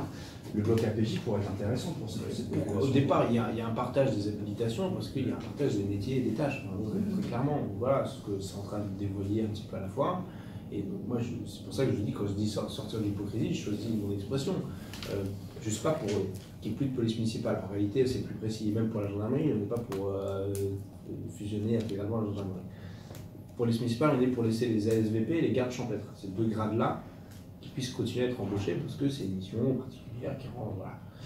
Mais que sur tout le reste, on puisse fusionner au sein d'une autre force avec des gens qui soient mis sur des missions de proximité, qui ne soient pas forcément sur la même doctrine d'emploi que celui qui va être en CRS ou en. Voilà, comme actuellement le fonctionnement que ce soit de la police ou de la gendarmerie. Et parce que sinon, si on augmente les habilitations et qu'on laisse le statut de la police municipale avec le chef qui est le maire, on retombe sur le même problématique que la sécurité privée et d'inégalité sur le territoire. Et moi je suis pour que la République étant une et indivisible et que c'est marqué liberté, égalité, fraternité, qu'on puisse faire ça. Parce que sinon vous avez soit les communes riches qui ont des... Nice par exemple. Voilà. Et il y a quelques contre-exemples dans le Nord, mais c'est parce que c'est un peu bizarre. Mais Roubaix-Tourcoing, par exemple, vous avez des énormes polices municipales, mais énormes, armées jusqu'aux dents, alors ce sont des communes pauvres. Ils ont déjà d'ailleurs besoin de peut-être plus d'argent pour mettre en place des systèmes sociaux plus efficaces, mais c'est une autre histoire. Mais vous avez des polices municipales qui sont très fortes, quoi. Et je me dis, c'est pas juste pour un certain nombre de communes qui ne peuvent pas mettre du pognon là-dedans. Quand même, il y aurait une habilitation supérieure pour les policiers municipaux. Voilà, donc après, je pense qu'il faudrait la jouer par ailleurs de manière assez sincère avec les maires en leur disant oui, vous aurez des effectifs dédiés à votre commune. Ou à vos communes quand c'est des petites communes. Comme c'est le cas en gendarmerie. C'est vrai que des fois, on marche, nous, il n'y a que des communes. Des fois, il y a même des grosses avec une quarantaine de communes. C'est vrai que des fois, il y a une police municipale forte sur cette communauté de communes et ne se projette pas sur limite les petites communes, les petits écarts. Ça reste vraiment centralisé au niveau du maire, alors que finalement, s'ils mettaient. D'un point de vue opérationnel, ce serait plus intelligent. S'ils mettaient de l'argent tous en commun et le plus riche et le moins riche, enfin, à un moment donné, on fait un message. Mais c'est l'histoire de la police en réalité. L'histoire de la police, c'est qu'au départ, il n'y avait que des polices municipales. Chaque commune, en fonction de leur richesse, avait leur police. Après, on a mis, les gendarmes sont apparus parce qu'il fallait bien sécuriser les routes entre les villes, parce que les personnes s'en chargeaient. Donc voilà, vous êtes apparus. Je caricature, je schématise, mais l'idée c'est ça. Et puis après, les villes sont devenues, il y a des grosses agglomérations qui sont arrivées, des problèmes de phénomènes de délinquance, avec la délinquance qui était de plus en plus mobile. Et donc du coup, l'État central, le ministère, a dit la police d'abord, c'était la police de Marseille ou la police de Lyon, ou la police du coup de Paris, ce sera sous la responsabilité du ministre de l'Intérieur. Et il y a de plus en plus de villes, donc c'est d'abord des polices municipales qui ont été nationalisées. C'est ça le sens de l'histoire. Et après, on est revenu sur un sens inverse en disant parce que l'État se désengage, parce que aussi certains maires voulaient avoir leur police, parce qu'il y a des raisons politiques derrière ça, on a fait le contraire. Et aujourd'hui, on a 21 000 ou 22 000 policiers municipaux. Enfin, je veux dire, voilà, vous dites, on prend 22 000, hop, et on rebat un peu les cartes, un peu, parce que globalement, ils seront au même endroit. Et on met en place la PSQ, une doctrine, des habilitations qui vont bien, etc. Et c'est parti, quoi. Et les autres, ils peuvent rester sur des fonctions autres, qui peuvent être aussi utiles. Voilà, mais ça, moi, je peux l'entendre, le fait de réorganiser, de réattribuer des missions, de remettre des qualifs là où il y a besoin de qualifications. Ce n'est pas des qualifications fortes au bureau judiciaire, mais c'est les mots fusion, moi, qui me... Oui, parce que non, mais je sais pourquoi, parce que, y compris, je sais aussi que quand des fusions, j'ai peur, mutualisation, parce que je sais que c'est pour faire des économies, complètement nombreux, que ça va être plus galère, etc. Or, dans notre esprit, c'est pas ça. C'est pour ça que je parlais de rentabilité, c'est pour la plus-value qu'il y avait à dégager. Je cherche toujours la logique. Et pareil, il n'y en a pas, parce que ça coûterait plus cher. Je le sais. Et on le sait, et c'est assumé. De ça, en fait. C'est assumé, mais en gendarmerie, on garderait quand même, pour plusieurs raisons, mais par exemple, la garde républicaine resterait gendarmerie, la sécurisation des sites sensibles, la prévôté, etc. On garderait une gendarmerie pour toutes ces missions. Parce que là, clairement, le statut militaire, il a une plus-value opérationnelle immédiate, concrète. Parce que, on en parlait le jour, il y a plus de gendarmes qui meurent tous les ans sur le théâtre d'opération intérieure que de soldats qui meurent en opération extérieure. C'est une réalité aussi. D'ailleurs, on est quand même, le côté militaire n'est pas anodin, parce qu'il y a quand même des choses qui se passent en métropole sans forcément être projetées à l'extérieur. Le côté militaire, pour moi, il est vraiment quand même sur le plan de la formation, sur le plan de la doctrine, sur le plan de l'état d'esprit, sur le plan de la disponibilité, sur le plan de la rusticité qu'on peut avoir aussi sur certaines missions. C'est quelque chose que vous ne retrouverez pas forcément en police nationale. Qui sont moins bons que nous, c'est pas du tout. Dans les esprits, pour le dire plus clairement, dans le cadre d'une fusion, ce serait plutôt d'inspiration gendarmesque que d'inspiration policière. Sur le plan de la doctrine, de l'organisation, voilà, je reviens sur les soutiens que je disais tout à l'heure. C'est plus le statut de policier qui a à faire évoluer avec des contreparties, etc. Il y a des discussions à avoir, mais y compris le casernement. Je pense que tout le monde n'est pas forcément à 100% pour le casernement de gendarmerie. Le souci, ce qui chagrine sur le casernement, c'est surtout l'état du parc. C'est vrai qu'à un moment donné, on commence à un peu se dire.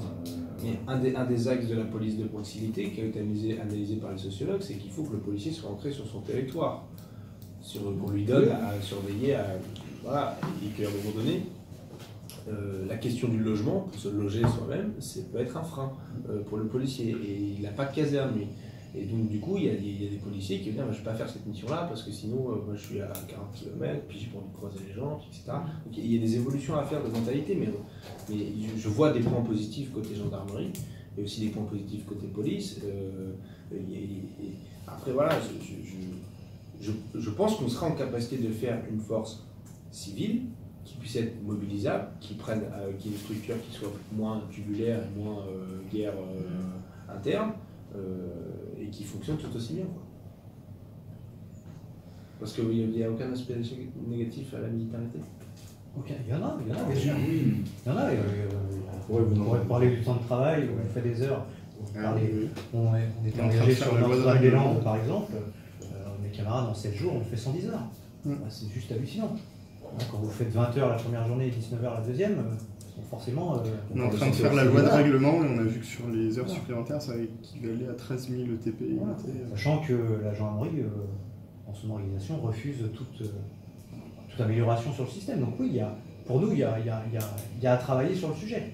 Maintenant, c'est soit une faiblesse, mais c'est aussi une force de par notre disponibilité, de par notre engagement, et aussi de par notre structure avec, encore une fois, les corps de soutien qui, comme nous, sont projetables et nous connaissent. Ce qu'un civil aura un peu plus de mal à faire en se projetant et en connaissant l'intégralité des missions. On a des civils en gendarmerie, la plupart du temps ça se passe très bien, mais on voit qu'il y a une différence de culture et de raisonnement dans l'approche missionnaire.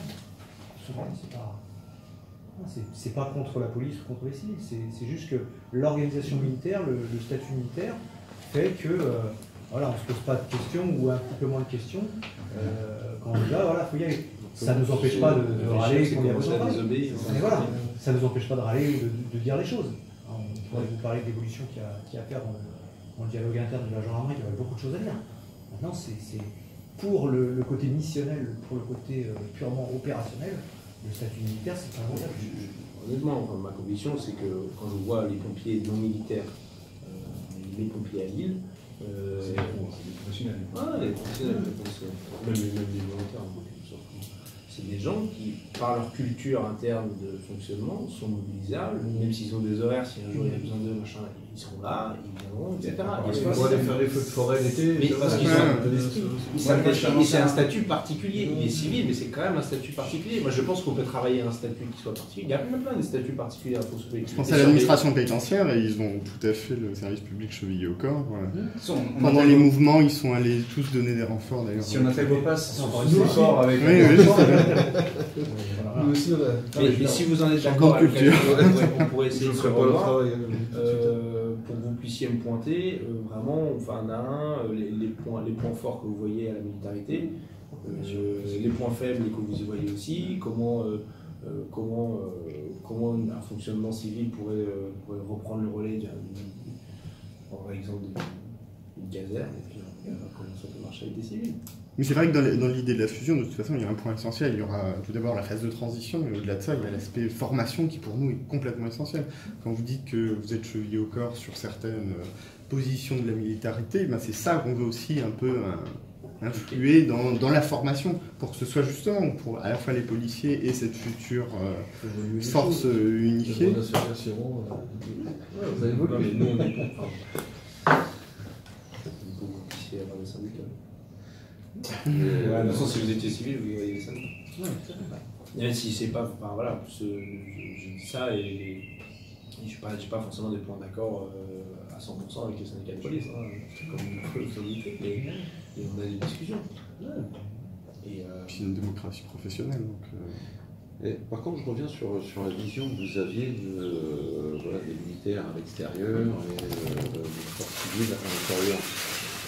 Pour autant, dans l'évolution et dans l'évolution sociétale et dans l'évolution des menaces, vous n'avez pas l'impression que la menace a changé de nature à l'intérieur? Par rapport, je vous parle de ça, c'est par rapport au risque terroriste, au type d'attaque qu'on peut subir maintenant sur le sol national. C'est notamment des choses effectivement qu'on voyait à l'étranger, mais maintenant sont chez nous. Également sur certaines situations qui deviennent quasi insurrectionnelles dans des quartiers qui s'enflamment, etc. Est-ce qu'une force civile a la même capacité, la même tactique militaire pour répondre à ce genre de menace qui a évolué? Ce que je constate, c'est que quand même, en termes d'attaques terroristes, on a eu pas mal en zone police, donc voilà, les policiers ont... En zone gendarmerie, et bien au-delà, on le voit aussi à Notre-Dame-des-Landes, sans faire de politique, hein, qu'on soit d'accord ou pas avec l'aéroport, c'est pas la question. On voit que dans un milieu rural comme sur Notre-Dame-des-Landes, clairement, c'est le côté militaire qui permet d'éviter les débordements, qui permet de... Voilà, c'est pour ça qu'il n'y a pas de CRS là-bas. Ils n'ont pas la culture du maintien de l'ordre rural, qui est compliqué, qui est beaucoup plus compliqué qu'en ville, hein, clairement, parce que voilà, c'est plus vaste, c'est plus... je ne vais pas rentrer dans les détails, mais et c'est là aussi que la structure militaire et la formation militaire permet de réagir un peu mieux à la situation et d'éviter des débordements qui seraient préjudiciables pour tous. Oui, après, encore une fois, c'est pas parce qu'on fusionnerait qu'il y aura des spécificités en interne. Non, mais c'est pour ça qu'on discute, compris à l'interne de la police. Discussions. À l'interne de la police, enfin, je vois, il y a un petit drame quand même maintenant, c'est que de plus en plus on envoie les équipages BAC faire du maintien de l'ordre dans la manifestation et que ça se passe systématiquement mal. Parce qu'ils n'ont pas la formation pour. C'est pas la culture. Nous, on n'envoie pas d'opsie. Non, mais clairement, le maintien d'ordre, c'est un métier comme un autre. Donc, c'est même un métier. Pour moi, c'est pas lié. C'est pas parce qu'on est sur une force civile qu'on ne sait plus réagir à des cas spécifiques, y compris en zone police. Vous avez donc les équipages BAC, les CRS, etc., qui ont reçu aussi des armements lourds, comme vous pouvez l'avoir dans les petits sables. Pas exactement le même, parce que pour plus, ce n'est pas militaire, mais des armements qui sont quand même assez lourds et qui permettent de réagir à la situation. Après, honnêtement, c'est aussi un choix politique de où est-ce qu'on met le curseur en termes de réponse. Quand je vous disais que sur les 2 dernières années, enfin depuis 2015, on dit à tous les gendarmes équipement lourd systématiquement dans la voiture, etc., et vous sortez et compagnie, et que maintenant on vous dit PSQ, non, on lève le pied et on est plus. C'est un choix. Après, ce qu'il faut dire aussi, c'est que de toute façon, on n'aura pas de risque zéro.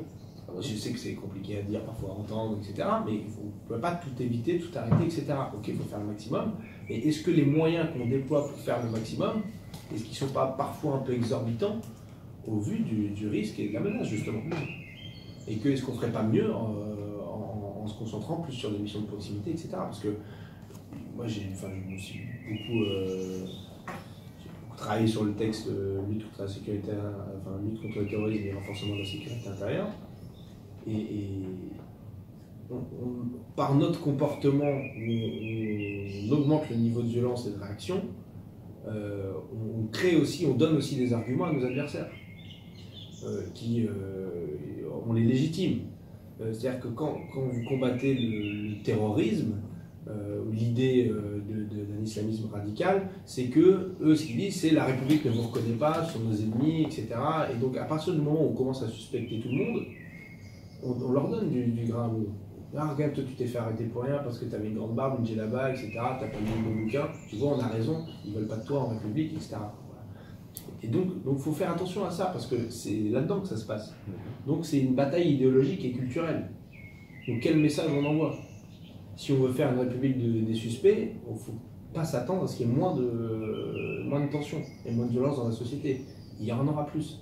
Et c'est pour ça que là, vous avez vu peut-être que les déclarations du procureur Monas, c'est-à-dire que là, il y en a qui vont commencer à sortir de prison. Et donc, du coup, on dit ah ouais, il faut qu'ils soient suivis. Et donc, on voit bien qu'on n'a pas réussi à inverser la tendance. Et bon, jusqu'où, comment, etc. Et on le voit au sein, on a renforcé énormément la DGSI et les services de renseignement. On est un peu sorti du tout numérique, et tant mieux, et on a remis un peu de l'humain là-dedans, et du suivi opérationnel, et on a fait une mission de renseignement à la gendarmerie aussi, et c'est bien, il fallait le faire, etc. Et tant mieux. Mais on a du coup baissé un peu de la vigilance sur la criminalité organisée classique. Et du coup, on voit les mecs à Marseille qui arrivent, on les voit bien, et parce qu'à un moment donné, les moyens ne sont pas illimités, donc c'est aussi un choix de comment on s'organise, où est-ce qu'on fixe le niveau de menace, etc. Donc, j'ai pas l'impression que la menace, elle a peut-être changé de visage, elle a peut-être changé de mode opératoire, mais enfin, il y avait déjà des attentats avant, quoi. Et voilà, et en plus, je ne fais pas le lien avec les opérations extérieures, justement, mais il y a quand même un lien avec tout ça, quoi. Et quand je vois les choix géopolitiques, stratégiques, dans l'OTAN ou en OTAN qu'on a pu faire, je ne suis pas sûr qu'on ait fait les meilleurs choix pour s'attaquer à la menace. Quand je vois que les Kurdes, on les aide, on nous aide, mais que sur le Levant, on ne fait rien, alors que c'est eux qui ont été en première ligne face à Daesh, je me dis que bon, il y a peut-être d'autres choix à faire, quoi. Pourquoi? Parce qu'on est dans l'OTAN, on va pas se fâcher avec les Turcs, parce que, etc., etc. Donc c'est aussi une vision d'ensemble qu'on porte sur ces aspects-là. Moi, je vous parle juste de l'aspect sécurité intérieure, et ce qui nous concerne, mais les choses sont imbriquées. C'est un aspect politique qui... Non, mais les choses sont imbriquées. Notre analyse, on l'a fait aussi sur les autres services publics qui sont défaillants aussi ailleurs.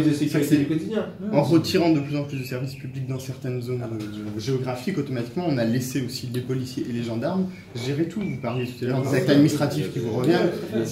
Ça participe aussi à ça. Il y a beaucoup de zones où le seul service de l'État présent. C'est ça. On est ouvert 7 jours sur 7, 24 heures sur 24, forcément, on a à gérer des choses. Moi, des fois, je gère une femme qui me dit j'ai peur qu'on marie si je vais chercher mes affaires, on se sépare, que ça se passe mal. La réponse, on va pas lui dire madame, tant qu'il ne s'est rien passé, en gros, tant qu'il ne vous met pas sur la si vous restiez dans votre seul périmètre. On va au-delà. On l'accompagne, on explique au monsieur qu'il faut que ça se passe bien, il se sépare, que ça arrive. Voilà, moi en plus, comme je suis négo, j'ai toujours le petit mot qui va bien, où j'essaie de comprendre un peu, parce que ça peut être un couple qui va se remettre ensemble un jour, et ça va recréer des tensions, parce que en général, quand c'est fini, c'est fini, il faut faire autre chose, quoi. Mais bon, les gens ont du mal des fois à se séparer, et on les accompagne, on y va. Et tant pis, c'est pas dans nos missions, voilà.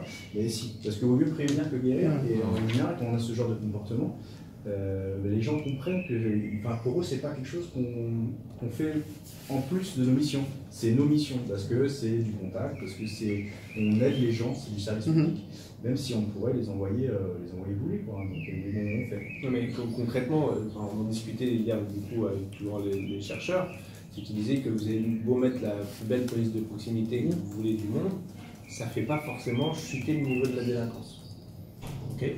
Vous avez un sentiment d'insécurité qui est moindre, un rapport avec la population qui est meilleur, une coopération avec la population qui est meilleure, mais entre le niveau de délinquance, le nombre d'actes de délinquance, etc., il n'y a pas de corrélation immédiate et directe. Mais peut-être qu'il y aura un meilleur taux de résolution. Peut-être. Mais c'est comme on a un bassin de renseignement.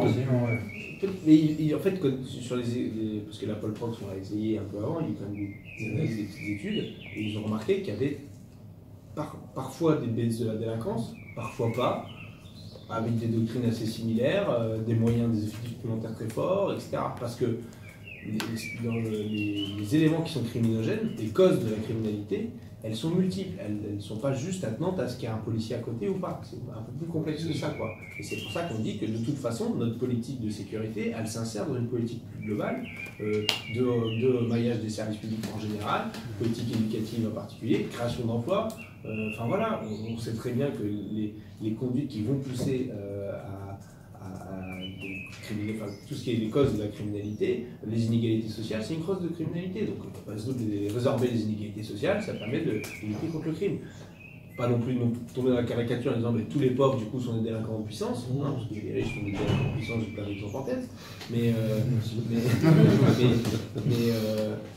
Mais voilà, il y a des causes. Donc, sinon, ça veut dire qu'on va encore demander à la police et à la gendarmerie de vider l'océan à la petite cuillère, quoi. C'est pas possible. Voilà. Voilà. Et c'est aussi ça qui notre réflexion, on essaye d'être sur plein de domaines. Vous avez peut-être remarqué, si vous avez regardé les programmes de sécurité de tous les candidats à la présidentielle, on avait sans doute celui le plus fourni et le plus construit, j'ai envie de dire, pour me flatter. Mais on a fait cet effort-là, quoi. De ne pas rester dans des éléments de langage creux et de se dire, bon, alors que d'un point de vue personnel, comment on ferait? Moi, je pense qu'il y a plein d'éléments qui manquent dans la police de sécurité du quotidien, qui est d'avoir un diagnostic partagé avec la population. Parce que là, on fait des diagnostics partagés avec les élus, avec les entreprises, avec machin, et on oublie toujours le truc central, c'est les gens. L'élu est censé représenter sa population mais aussi, mais on est faut oublier ça. C'est pas vrai, c'est partiellement vrai. Donc voilà, mais par exemple, l'évaluation de la qualité du service. Ouais, c'est même pas. Ouais, si, c'est une forme d'évaluation, mais au moins d'échange en fait. En réalité. Ce qu'ils attendent de nous. Exactement. Gérard Collomb a dit qu'il mettrait en place des questionnaires de satisfaction.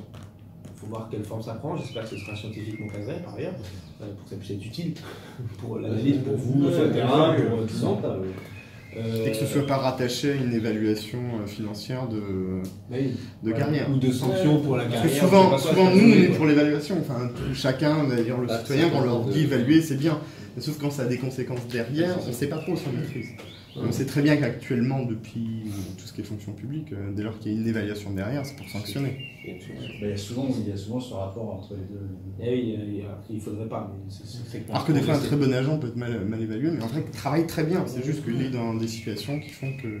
C'est ça. Et vous voyez les CLSPD, les comités locaux de sécurité de prévention de la délinquance. Pour moi, c'est des réunions de chefs à plume. Et du coup, voilà, ça limite. Quoi.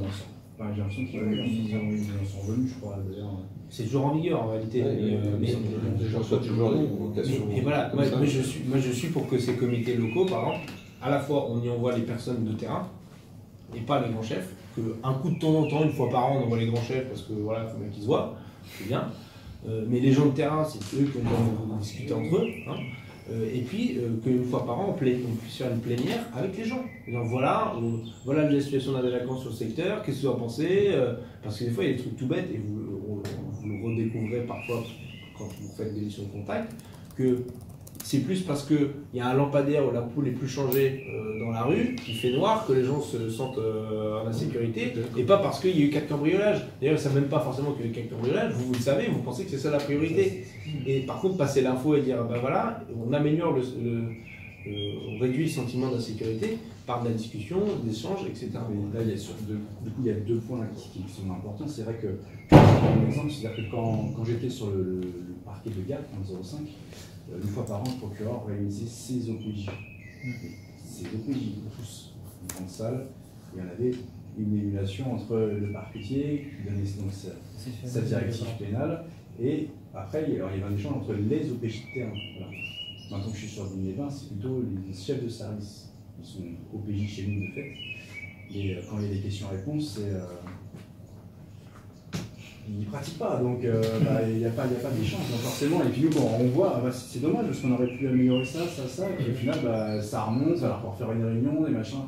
Voilà, et le deuxième point, c'est vrai que moi, ce que je constate régulièrement sur mon secteur, c'est que des fois, il y a des incivilités, des tapages, un chien qui pise dans les cages d'escalier régulièrement, quelque chose qui crée du trouble du voisinage, et c'est des choses pour lesquelles on n'a pas de réponse concrète, parce que le parquet, si je l'appelle pour dire madame a encore fait pisser son chien, son voisin ça l'énerve, ou du coup il a balancé des pots de fleurs, En quoi ça me concerne? Alors, concrètement, il y a une Pourtant, faut régler le problème. Et je me demande si on ne pourrait pas créer au niveau local, au niveau communal, pas un tribunal, attention, mais quelque chose où on convoque les gens avec le maire, avec Mais ça, on Oui, peut mais le faire. En l'état actuel du droit, on c'est peut le faire. possible. Le maire peut Oui, convoquer avec le policier ou le gendarme à côté de lui. et on fait C'est une forme de rappel à la loi personnalisée. Le avec côté des protocolaire, déjà, met c'est ça. un impact en Ça disant symbolise, ouais. je suis assis dans une salle de la mairie, Oui, il y a oui, l'hôtel oui, ça, ça Pourquoi ça a disparu ces trucs-là? Parce que ça existait à une époque quand même. le tribunal de Ouais, Bruges, les plus anciens pour nous parler que ça existait.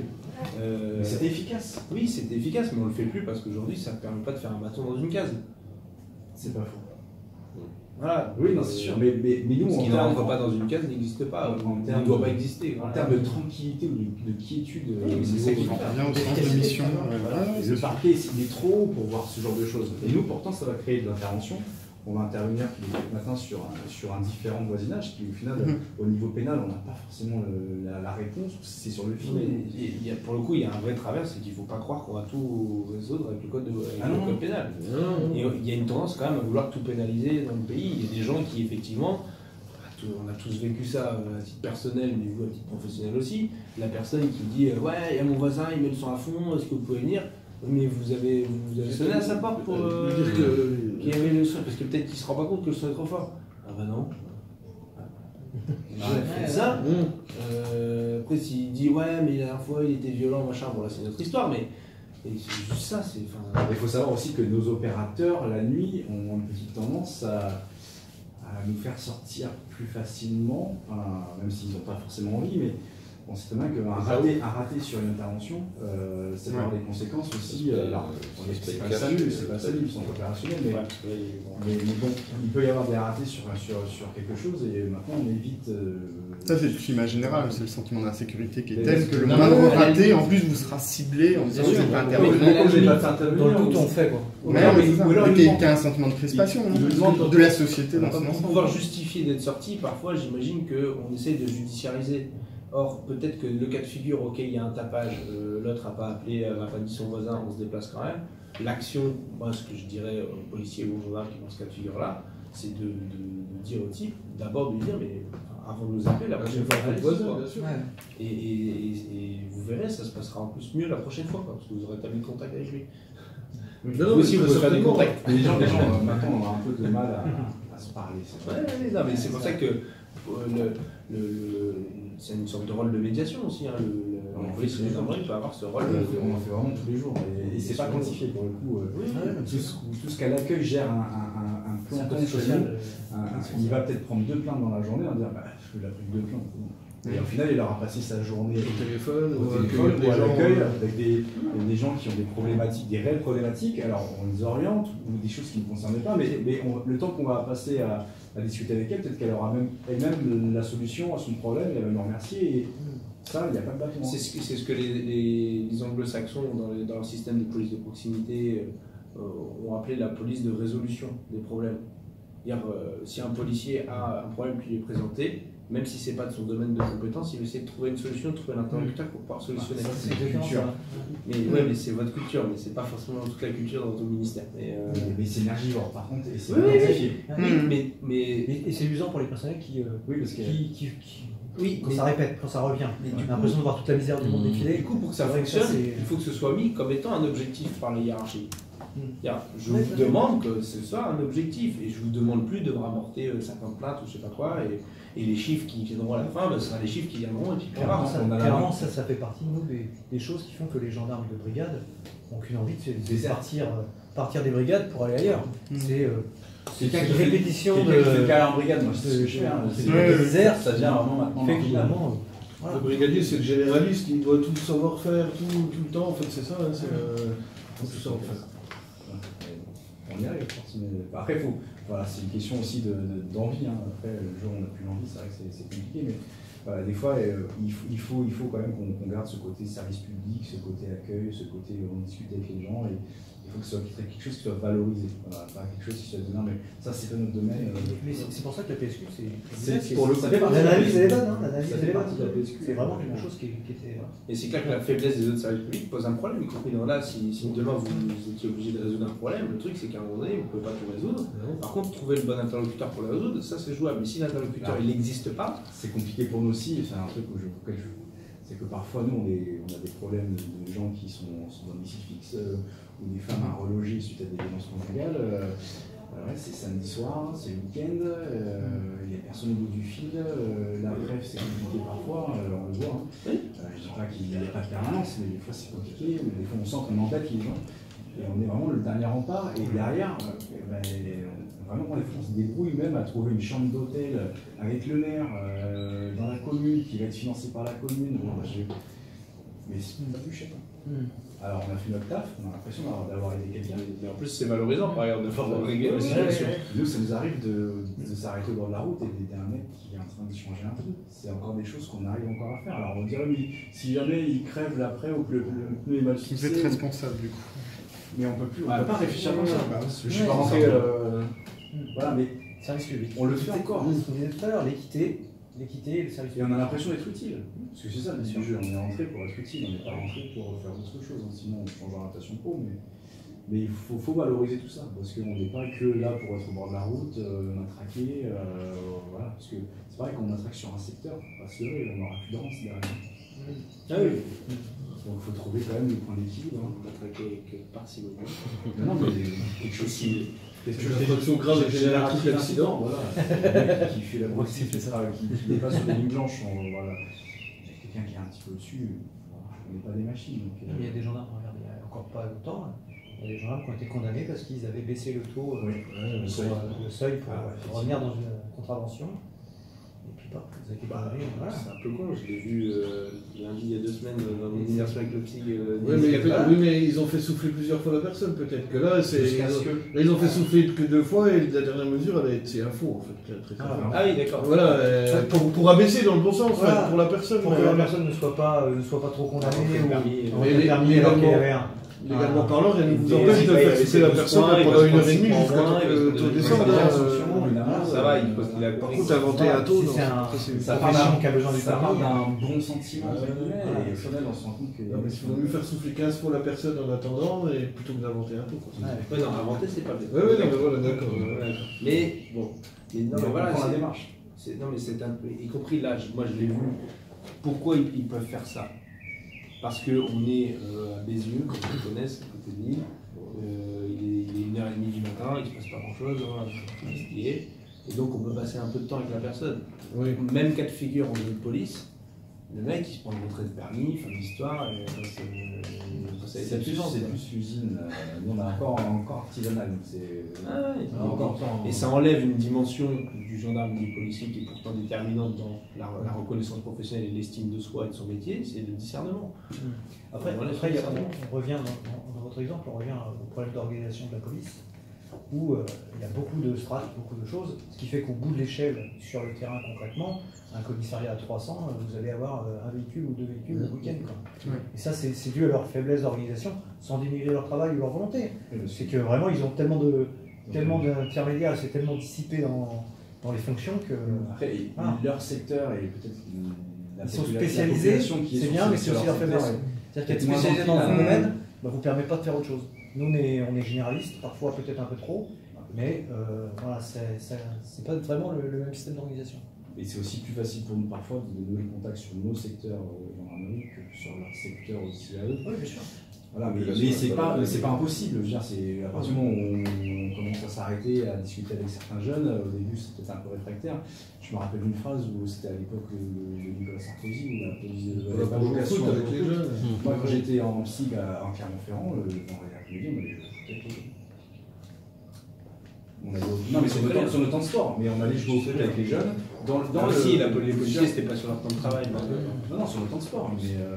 Et moi, je vous dis, quand bien même ça aurait été sur le temps de travail, quand bien même. Si ça a un impact. En fait, au début, c'était utile. C'est toujours un peu tendu parce qu'au début, ça se regarde. Ça dit pas forcément bonjour, ça joue un peu mais à la fin, on a transpiré ensemble, ça s'attaque le bord. Après, ça joue vraiment, quoi. Et à la fin, bah, c'est juste des personnes qui ont joué au foot ensemble. Alors après, quand on se revoit dans un quartier, par exemple, parce que c'était le cas, bah, il y a un petit signe de tête. Ne serait-ce qu'un bonjour. Voilà. Un petit signe de tête, bah, déjà, bah, on a fait la moitié du chemin. Hein. Mais on en revient sur les objectifs. Si l'objectif c'est vraiment la sûreté des personnes et leur sécurité, bah ça devrait être Qu'ils comprennent déjà qu'on n'est pas là pour les embêter, on est là pour les protéger. Objectif d'image dans l'année. On est là pour les protéger. On est là pour les protéger. dont 5 victoires. Non, mais on est là pour protéger les gens, avec tous les gens. Non, mais c'est ça. Ils se sentent en danger qu'on arrive. C'est ça, des fois, moi ça m'est arrivé de contrôler, de voir 3 jeunes sur un scooter, je les croise, je fous. Il y a un casque et 200 casques. Et là, le mec couche son scooter et les deux partent en courant, l'autre avec son casque se cache dans un buisson. Je dis, sors. Là, je me suis fait taper par la BAC. Je dis pas les policiers, mais quand j'étais à Marseille, parce qu'on a un centre pour des jeunes en réinsertion sur mon secteur, j'ai dit, on va pas te taper. Vous auriez pu avoir un accident, les jeunes. Donc là, c'était dans la prévention. J'ai pas couru derrière les deux jeunes et on va savoir qui c'est après, c'est pas le problème. Mais voilà, le truc, c'est que non. Il ne faut pas le refaire, si on te revoit, on va le verbaliser, machin, mais on n'était pas dans une logique d'attraper les jeunes sans casque. On ne va pas leur faire prendre un risque ou avoir un accident pour un numéro de PV. Enfin, c'est pas rentable. Alors que là, on a créé concrètement, on a discuté avec lui. Et je pense que la prochaine fois qu'il nous croise, peut-être qu'il va se dire ah, bon, je m'arrête, je mets sur le côté. Lui, il n'est pas trop pénible. Non, mais Moi, j'ai des anecdotes de vos collègues qui, effectivement, parfois il y a des gens qui sont en mode dépôt et qui sont recherchés, qui doivent aller, et qui se rendent plutôt chez vous que dans la police. Les gardes à vue, ils ont le droit d'emmener leur sac d'amis. Garde à vue, j'ai la BR qui est juste en bas, gardés à vue qui repartent en disant merci. Ou le matin, quand on vient saluer le garde à vue, on lui serre la main et il est étonné. Il dit c'est la première fois d'être humain. Ponctuellement, tu as fait une merde, on va sanctionner, ou la justice va citer coupable, mais après ça s'arrête là. Et après, c'est une culture aussi, c'est aussi la culture. Et c'est pour ça qu'on insiste un peu, alors peut-être pas sur le côté mili, mais sur le côté gendarme en tout cas. Nous, on a cette culture quand même du respect de la personne, de la vraie mission de service public. Sans délivrer qui que ce soit. C'est pas le propos. Très bien. Merci. Merci à vous. Merci à vous.